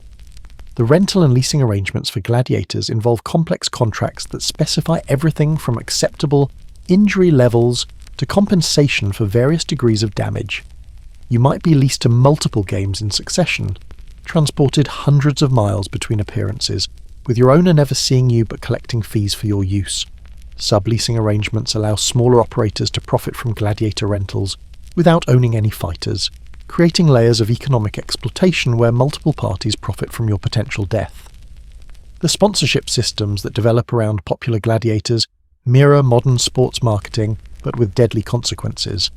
Wealthy Romans sponsor gladiators to gain social prestige, having their names announced with yours before fights. These sponsorships might provide you with better equipment or training, but they also increase pressure to fight more frequently and against more dangerous opponents. Your sponsor's reputation depends on your performance, creating additional psychological burden beyond simple survival. Transport economics of moving gladiators between venues involves specialized security, feeding arrangements, and medical support that create entire industries. Gladiator caravans travel established routes between major cities, with each stop carefully calculated for maximum profit. You're displayed in towns along the route, with locals paying to see the fighters who'll perform in distant arenas. These transport costs are factored into your rental fees, making distant bookings less profitable and less offset by higher appearance fees. The Training Academy franchise systems allow successful Ludi to expand operations across the empire. The Ludus Magnus in Rome licenses its training methods to provincial schools, creating standardized gladiator production systems. Your training might follow protocols developed hundreds of miles away by trainers you'll never meet, all designed to produce consistent product for empire-wide consumption. These franchises pay fees based on number of gladiators produced and their success rates in arenas. Secondary market trading in gladiator contracts creates speculative bubbles where your theoretical value far exceeds practical worth. Contracts for future fights are bought and sold multiple times before the actual event. Options on gladiator appearances allow speculators to bet on whether you'll survive to fulfill future obligations. These derivative markets can collapse suddenly when popular gladiators die unexpectedly, ruining investors who over-leveraged on human mortality. The taxation structures around gladiatorial games generate enormous revenues for the Roman state. Every transaction is taxed. Ticket sales, gladiator rentals, gambling proceeds, merchandise sales. Special taxes on gladiator owners fund public works, creating perverse incentives for officials to encourage more games. Your suffering directly finances the aqueducts, roads, and buildings that symbolize Roman civilization, making you an unwilling contributor to the empire that enslaves you. Money-lending operations targeting gladiator owners create debt cycles that ensure continued supply of fighters. Lanisti borrow to purchase and train gladiators, using future earnings as collateral. When gladiators die before generating expected returns, owners must borrow more to replace them. These debt spirals often end with entire ludi being foreclosed, their gladiators sold in bulk to satisfy creditors. You might change owners multiple times as your ludus is bought, sold and reorganized through bankruptcy proceedings. The corpse economy extends gladiator exploitation beyond death. Your body parts are sold for medical study, magical purposes, and souvenirs. Gladiator blood is bottled and sold as medicine. Organs are harvested for anatomical study. Bones are ground into powder for various uses. Even your fat might be rendered and sold as ingredient in cosmetics. The complete commodification of your body ensures that death doesn't end your economic exploitation. Price manipulation schemes involve spreading rumours about gladiator injuries or secret training to affect betting odds and appearance fees. Your perceived value might be artificially inflated before important matches, then crashed afterward to enable cheap reacquisition. These manipulations treat you as stock whose price can be managed for profit, with no consideration for how these valuations affect your treatment or survival chances. The diplomatic gift economy includes gladiators as prestigious presents between Roman officials and foreign dignitaries. You might be given as gift to cement alliance, your life becoming token of political friendship. These diplomatic gladiators often face exotic opponents, wild animals from distant lands, warriors from unconquered territories, in matches designed to demonstrate Roman superiority. Your death in these contests is considered acceptable diplomatic cost. Labour cost optimization in Ludi involves constant calculations about training investment versus expected returns. Feeding you better might improve performance but reduces profit margins. Medical care extends career length but costs money. These calculations are made daily, with your treatment adjusted based on spreadsheet mathematics rather than human needs. You're aware that every meal, every bandage, every moment of rest is granted only because someone calculated it would increase your profitable lifespan. The seasonal economics of gladiatorial games create feast or famine cycles that affect your survival chances. During festival seasons, you might fight weakly, pushing your body beyond recovery ability. During quiet periods, reduced rations and minimal maintenance keep costs low while you deteriorate from neglect. These economic cycles mean your physical condition varies dramatically based on market demand rather than training requirements. Monopolistic practices by large ludi drive out smaller competitors, concentrating gladiator ownership in fewer hands. These gladiator cartels can manipulate prices, control match outcomes, and dictate terms to game sponsors. You become pawn in economic warfare between Ludus owners who use gladiator lives as weapons against competitors. Matches might be fixed not for gambling profits, but to damage rival schools' reputations. The underground economy within gladiatorial slavery includes black markets in everything from food to weapons to information. Gladiators trade sexual favours for better treatment, stolen goods for medical care, information for protection. These shadow economies operate parallel to official systems, creating additional layers of exploitation where desperate people profit from others' desperation. You participate in these black markets knowing they're your only source of marginal improvements in horrific circumstances. The existence of female gladiators, gladiatrices, represents an even deeper level of exploitation within the already brutal world of arena combat, where gender-based oppression compounds with slavery to create conditions of double damnation that pushes the boundaries of human suffering into realms that even hardened Roman audiences sometimes find disturbing.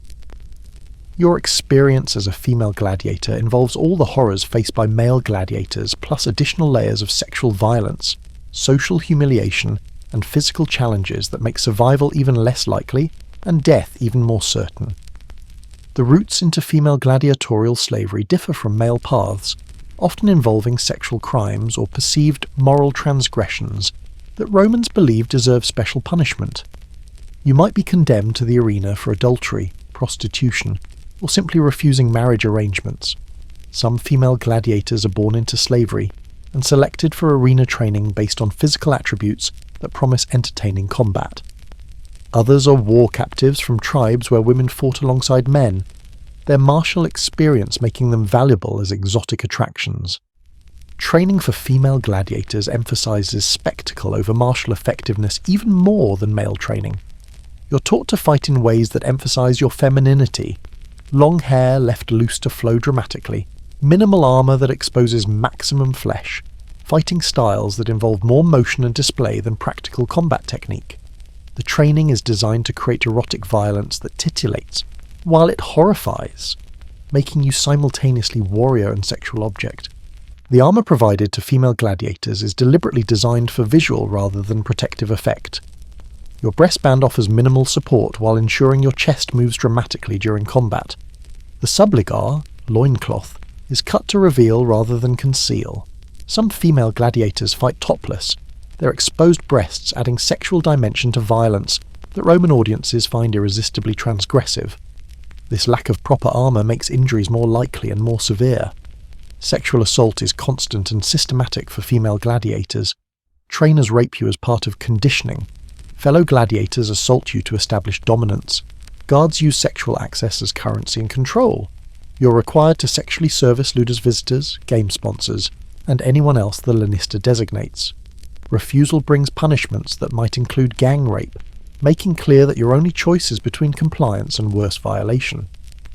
The pregnancy problem for female gladiators creates impossible situations. If you become pregnant, almost inevitable given constant sexual assault, you must continue training and potentially fighting while carrying a child. Miscarriages from combat training are common and considered acceptable losses. If you carry to term, the child is immediately taken and sold, and you're expected to return to training within days of giving birth. The physical and psychological trauma of forced pregnancy and child loss compounds all other suffering. Menstruation is treated as inconvenience that doesn't excuse you from training or fighting. You fight while bleeding, the blood adding to the spectacle that audiences interpret as evidence of female weakness. Menstrual cycles are tracked by trainers who may schedule your fights during menstruation, believing it makes you more aggressive or vulnerable, depending on their theories about female biology. The psychological warfare against female gladiators includes specific humiliations designed to destroy feminine identity. Your head might be shaved as punishment, removing the hair that signifies womanhood. You're forced to perform masculine behaviours that violate female social roles, while being punished for losing feminine characteristics that make you marketable.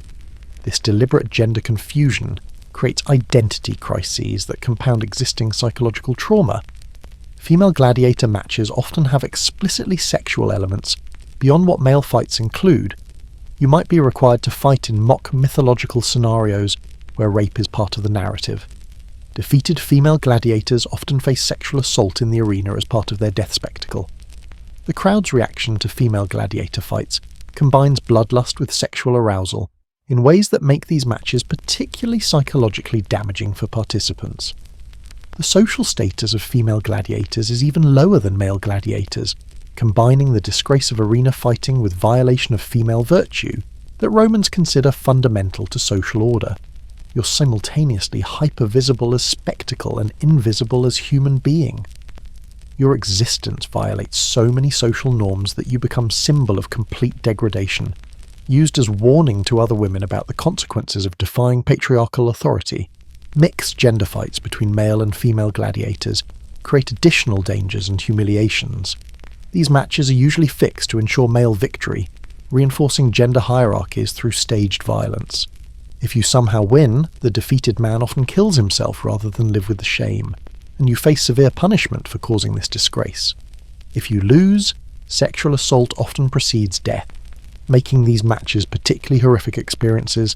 The lesbian relationships that develop between female gladiators are simultaneously exploited and punished. The Ludus authorities use these relationships for entertainment, forcing female gladiators to perform sexual acts for audiences. But these same relationships are used as justification for additional punishment, with female gladiators accused of unnatural behaviours that require correction through violence.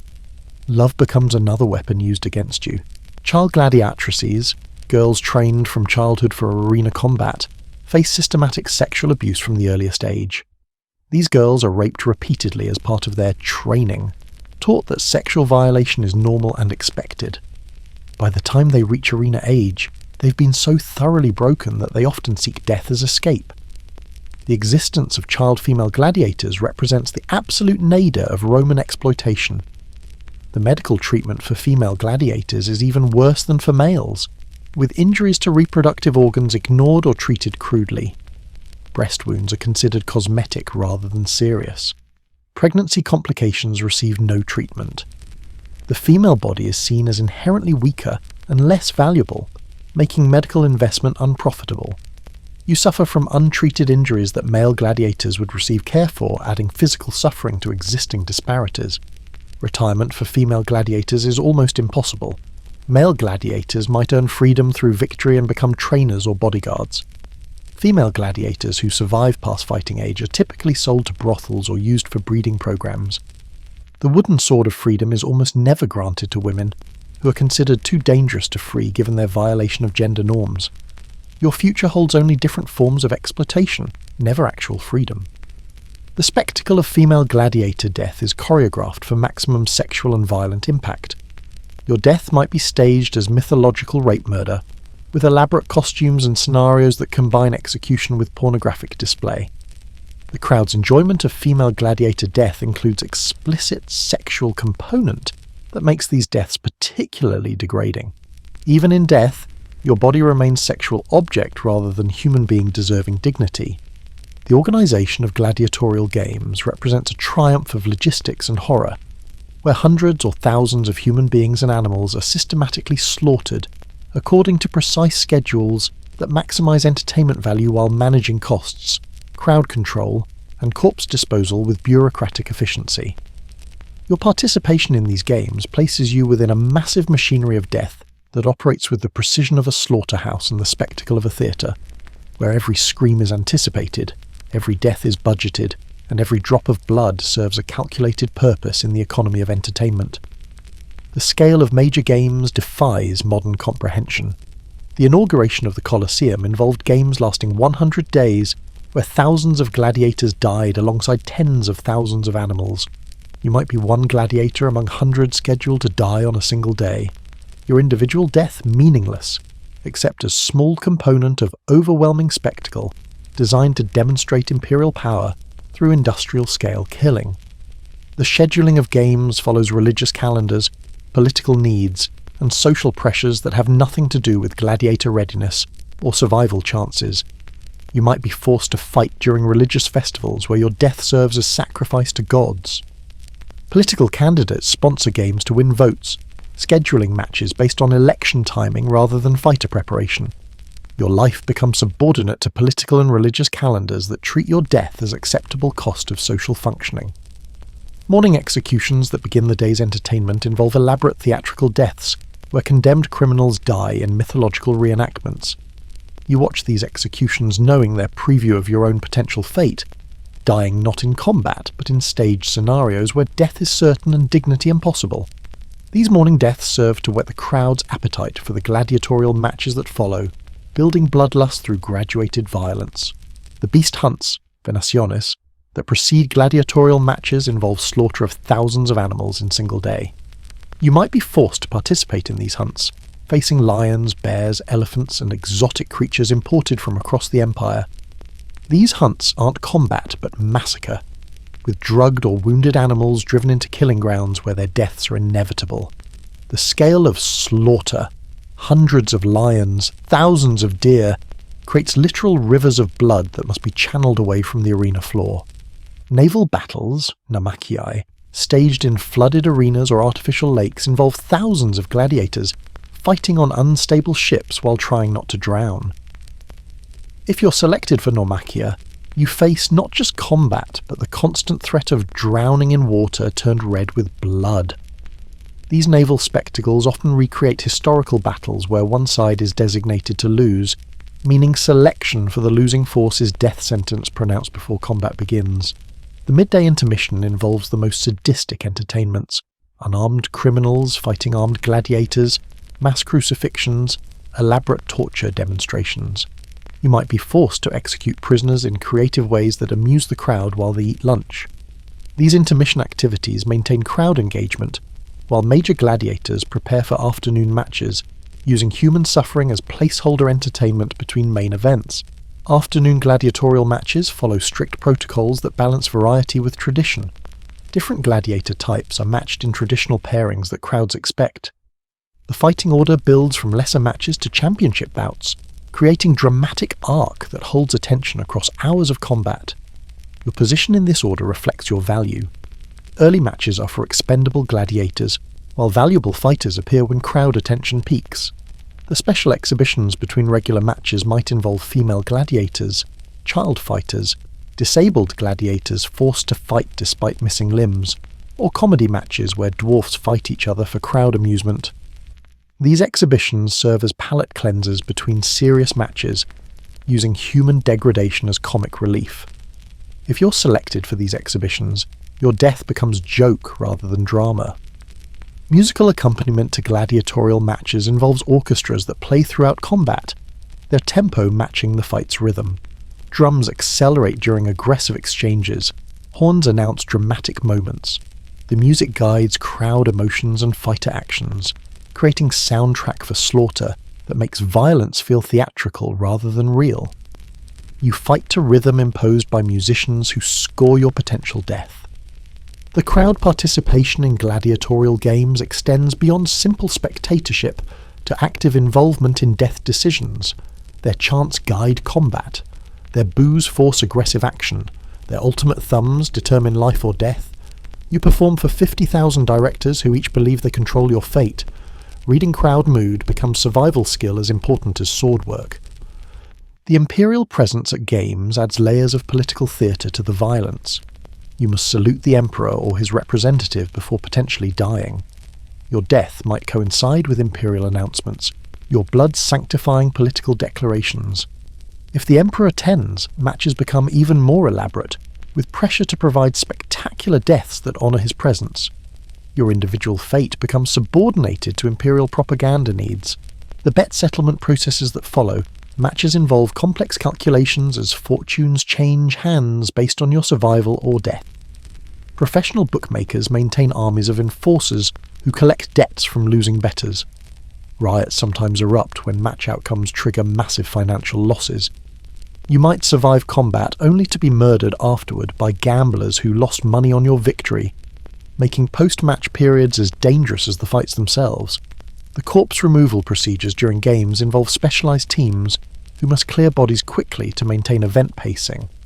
The Charons, arena staff dressed as mythological death figures, confirm deaths with hot irons and hammers before dragging bodies through the gates of death. This ritualised disposal continues throughout the day, with bodies piling up in holding areas before mass disposal. Your potential corpse would join anonymous stacks of flesh awaiting processing. The halftime spectacles between morning and afternoon events might involve mass executions staged as mythological events, with hundreds dying simultaneously in choreographed scenarios. These intermission massacres serve to clear condemned prisoners while maintaining crowd engagement.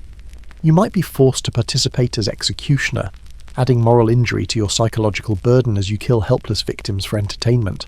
The closing ceremonies of major games involve survivors parading before crowds who've watched dozens or hundreds die. If you survive, you march past crowds sated with blood, their temporary satisfaction soon to fade into demand for more games. These ceremonies celebrate not your survival but the successful provision of death as entertainment, making you complicit in a system that will eventually kill you. Your death as a gladiator represents not an ending, but a transformation into final commodity form, where your corpse becomes raw material for various industries that extract last profits from flesh that generated revenue while living. The systematic processing of gladiator bodies reflects Roman efficiency at converting human remains into marketable products, ensuring that even death doesn't end your economic exploitation. The moment of death verification involves specialised arena staff who confirm you're truly dead, rather than unconscious or feigning. Hot irons are applied to flesh to test for response. Hammers strike skulls to ensure no recovery is possible. This verification process is itself performative, demonstrating to crowds that death is real and irreversible. Your last sensation might be the burning iron confirming what your fading consciousness already knows. The immediate post-death processing begins while your body retains warmth. Blood is drained and collected for sale as medicine. Gladiator blood is believed to cure epilepsy and enhance virility. Your blood fills vials that will be sold for substantial sums to desperate patients seeking cures in your death that you never found in life. The draining process is efficient and thorough, extracting every drop of marketable fluid. The stripping of equipment from your corpse happens quickly to prevent damage to valuable armour and weapons. Your death reduces you to obstacle between arena staff and reusable equipment. The clothes and armour that defined your gladiator identity are removed, cleaned and reassigned to next fighter, who will wear them until they too die, and the cycle continues. Personal items, lucky charms, small tokens, are discarded or sold as morbid memorabilia. The medical dissection of interesting casualties occurs in arena medical facilities, where physicians study wounds that cause death. Your corpse might be cut open to understand exactly how specific weapon strikes caused fatal damage. This knowledge improves both medical treatment and training techniques, making future gladiator deaths more efficient and spectacular. Your body becomes teaching tool for perfecting the art of killing. The organ harvesting from fresh gladiator corpses supplies various medical and magical practices. Your liver might be sold to someone believing it contains courage that can be consumed. Your heart might be dried and ground into powder for strength potions. Your genitals might be harvested for fertility treatments. Every organ has market value in the extensive Roman trade in human body parts. The transportation of corpses from arena to disposal sites involves careful logistics to prevent disease while managing the sheer volume of bodies major games produce. Carts loaded with gladiator corpses traverse special routes to avoid disturbing citizens with reminder of the death underlying their entertainment. Your body would be stacked with others, anonymous flesh in piles that strip away any remaining individual identity. The sorting of bodies for different disposal methods reflects economic and social hierarchies that persist after death. Famous gladiators might receive actual burial if their supporters pay for it. Average fighters are burned in mass cremations. Condemned criminals and the lowest slaves are dumped in pits or fed to animals. Your corpse's treatment depends entirely on your economic value while alive, and whether anyone profits from different disposal methods. The mass burial sites for gladiators exist outside city walls in areas designated for dishonoured dead. These pits contain thousands of bodies thrown together without ceremony or marker. Archaeological excavations of these sites reveal bones bearing evidence of violent death, sword cuts, spear punctures, crushing injuries, mixed together in tangles that make individual identification impossible. Your bones would join this anonymous mass grave. The cremation processes for gladiator bodies involve industrial-scale burning facilities that operate continuously during game seasons. Bodies are burned into batches to save fuel, with ashes scattered or dumped rather than preserved. The smoke from these cremations spreads the smell of burning flesh across downwind neighbourhoods, a constant reminder of the game's true cost. Your cremation would add to clouds that residents have learned to ignore. The rendering of gladiator bodies for commercial products involves boiling corpses to extract fat for lamp oil and soap. Roman matrons might wash with soap made from gladiator fat, believing it imparts strength or beauty. The industrial processing of human bodies into commercial products represents the ultimate commodification, your flesh literally transformed into consumer goods. The feeding of gladiator corpses to arena animals serves dual purposes, disposing of bodies while feeding expensive beasts. Lions, bears, and other carnivores used in venations are fed gladiator flesh, developing taste for human meat that makes them more aggressive in future games. Your body might nourish the very animals that kill other gladiators, creating a cannibalistic cycle where gladiators indirectly consume each other. The archaeological evidence of gladiator disposal shows systematic brutality in death treatment. Mass graves contain bodies showing post-mortem violence, additional wounds inflicted after death, bones deliberately broken, skulls crushed beyond what combat would cause. This posthumous brutality suggests ritual humiliation of corpses or practical processing for easier disposal. Your body would face violence even after consciousness ends. The families of dead gladiators rarely receive bodies for proper burial. Most gladiators die far from birthplaces, with families who may not even know of their deaths. Those families present at deaths often cannot afford burial costs or are legally prohibited from claiming slave bodies. Your death would likely go unmourned by anyone who knew you before slavery, your passing marked only by accounting entries in Ludus records.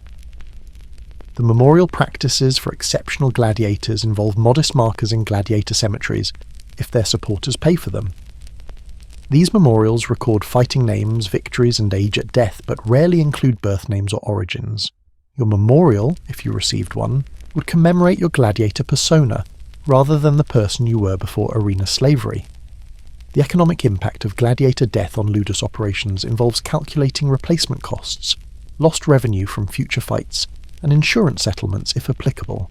Your death is entered in ledgers as financial loss, with notations about cause of death that might influence future training or fighter selection. The bureaucratic recording of your death reduces your entire existence to economic data points. The wooden sword, the Ludus, that symbolises gladiator freedom is granted so rarely that its presentation becomes a legendary event that other gladiators discuss in hushed tones, a mythical possibility that seems less real than death itself. If you somehow survive long enough and please crowd sufficiently to earn this manumission, you discover that freedom for a former gladiator is its own form of torment, a cruel joke that exchanges physical bondage for psychological imprisonment that never ends. The statistics of gladiator manumission are deliberately obscured, but evidence suggests fewer than 1 in 100 gladiators ever receives the Ludus. Those who do typically have survived 20 or more fights, an almost impossible achievement given that most gladiators die within their first 5 matches. Your survival to potential freedom requires not just martial skill, but incredible luck, crowd favoritism, and political circumstances that align perfectly. The mathematical improbability of freedom makes it effectively mythological. The ceremony of manumission involves elaborate public ritual, where you're presented with the wooden sword before the crowd that has watched you kill and nearly die repeatedly. You must perform gratitude for freedom from bondage that should never have existed, thanking those who enslaved and tortured you for the magnificent gift of basic human rights. This forced performance of appreciation adds final humiliation to years of degradation. The legal status of freed gladiators remains complex and restrictive. You're free but not citizen, released but not equal, no longer property but never fully human in Roman law. You cannot vote, hold office, or marry citizens. Your children inherit the taint of your gladiatorial past. Legal documents identify you forever as former gladiator, a designation that carries social stigma worse than many crimes. The economic prospects for freed gladiators are severely limited. Your skills, killing for entertainment, have no legitimate marketplace application. Some freed gladiators become trainers at Ludus, teaching others the techniques that nearly killed them. Others become bodyguards for wealthy Romans who fetishize proximity to violence. But most struggle to find any legitimate employment, their gladiatorial past making them unemployable in respectable occupations. The psychological damage from gladiatorial slavery doesn't end with freedom. You carry trauma that civilian life cannot accommodate. Nightmares replay every fight, every death, every moment of terror. Crowds trigger panic responses. Sudden movements provoke violent reactions trained into your muscles. The hypervigilance necessary for arena survival becomes crippling paranoia in civilian life. Freedom means living with memories that make normal existence impossible. The social isolation of freed gladiators reflects Roman ambivalence about their status. You're simultaneously celebrity and pariah, famous and infamous, recognized and rejected. Former fans who cheered your victories avoid social contact that might taint their reputation. You exist in social limbo, too notorious to disappear into anonymity, too stigmatized for acceptance into society. The return to gladiatorial life that many freed gladiators choose reflects the impossibility of civilian existence. Unable to function outside the Ludus structure, many sell themselves back into slavery or volunteer for additional fights as free gladiators. This return is presented as evidence of gladiators' inherent brutality, rather than recognition that the psychological conditioning of arena slavery makes normal life impossible. The physical disabilities that accompany gladiator freedom make civilian life even more challenging. Years of combat leave you with accumulated injuries, poorly healed bones, damaged organs, traumatic brain injuries from repeated blows. These disabilities limit employment options while requiring medical care you cannot afford.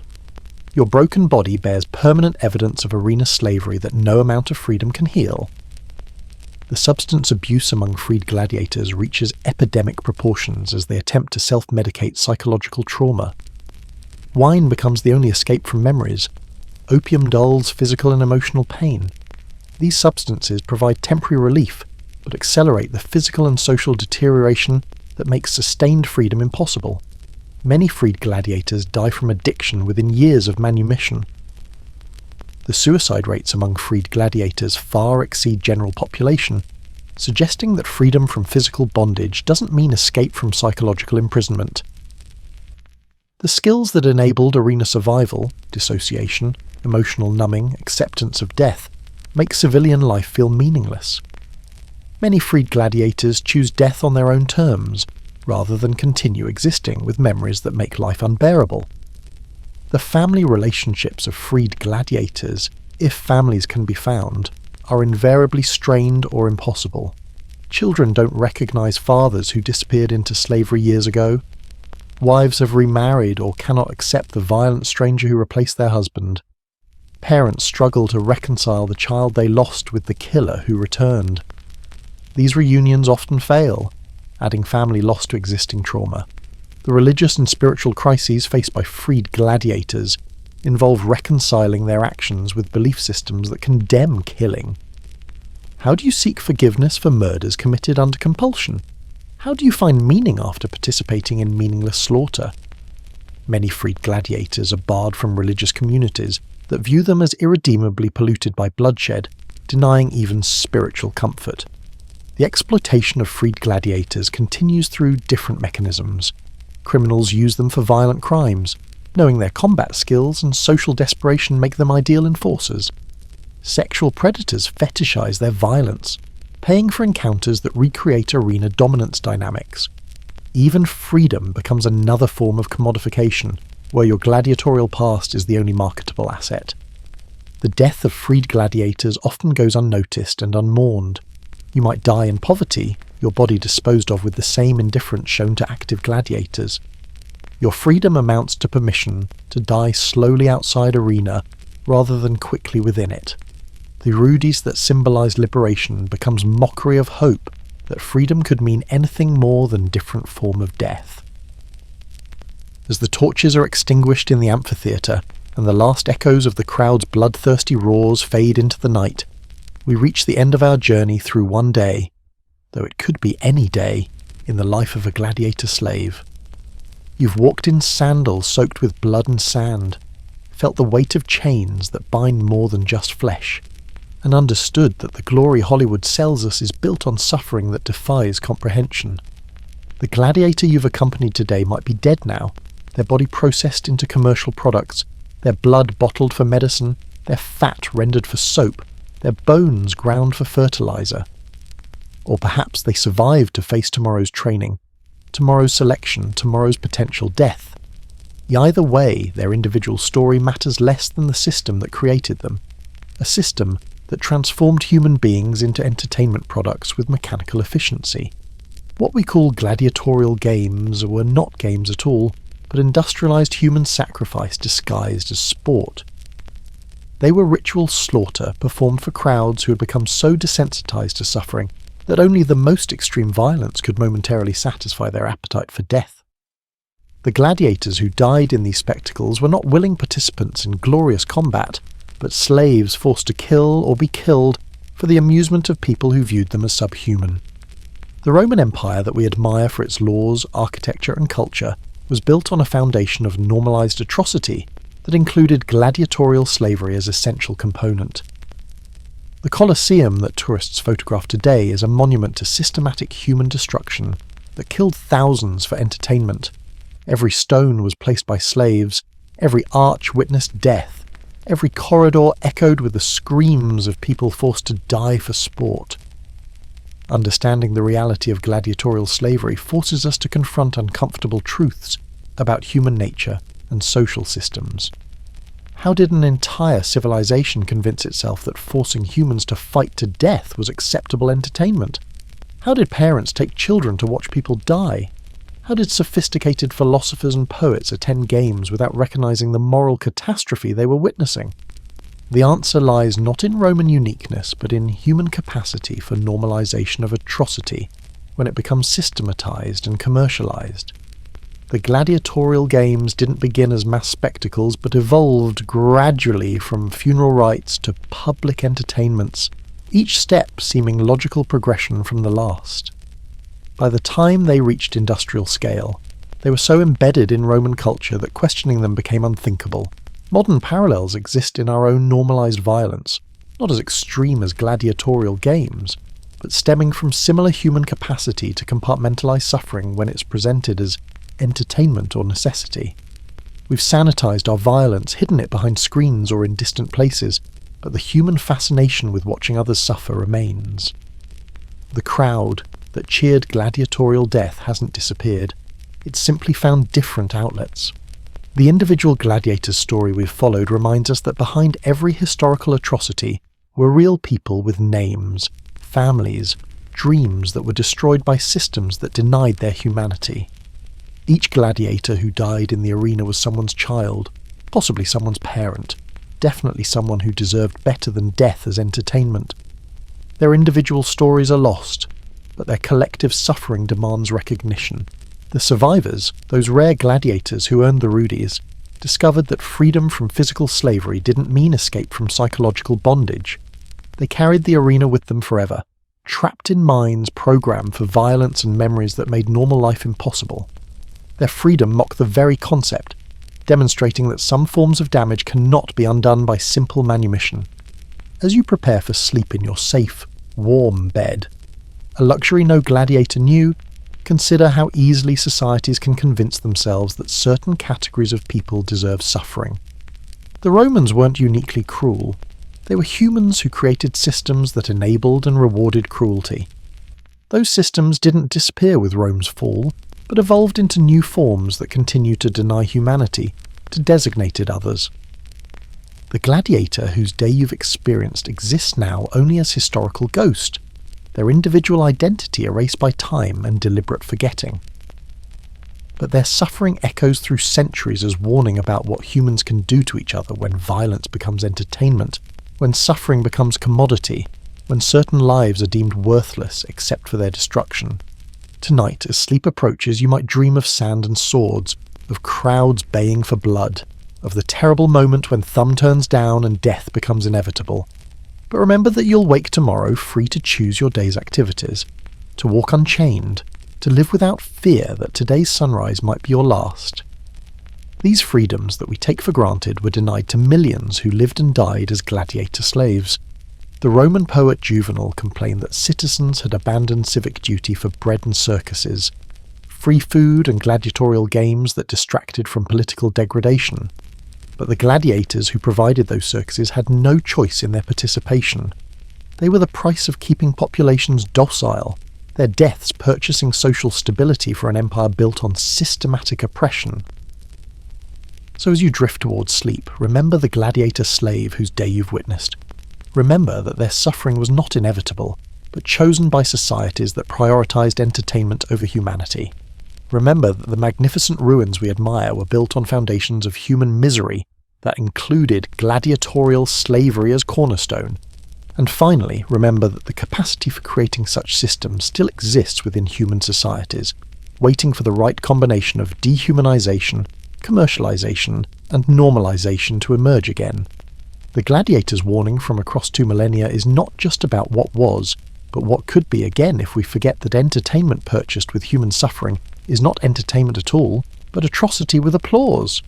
Sleep now, in the freedom that gladiators died without experiencing, in the safety they never knew, in the peace their tormented spirits could never find. But carry with you tomorrow the knowledge of their reality, the weight of their suffering, the warning their deaths provide about the cost of treating human beings as entertainment. Sweet dreams, though they be haunted by the ghosts of the arena, those who died for sport, who killed for survival, who discovered that in Rome's greatest entertainment venue, humanity itself was the sacrifice demanded by the crowd. Rest well and remember them.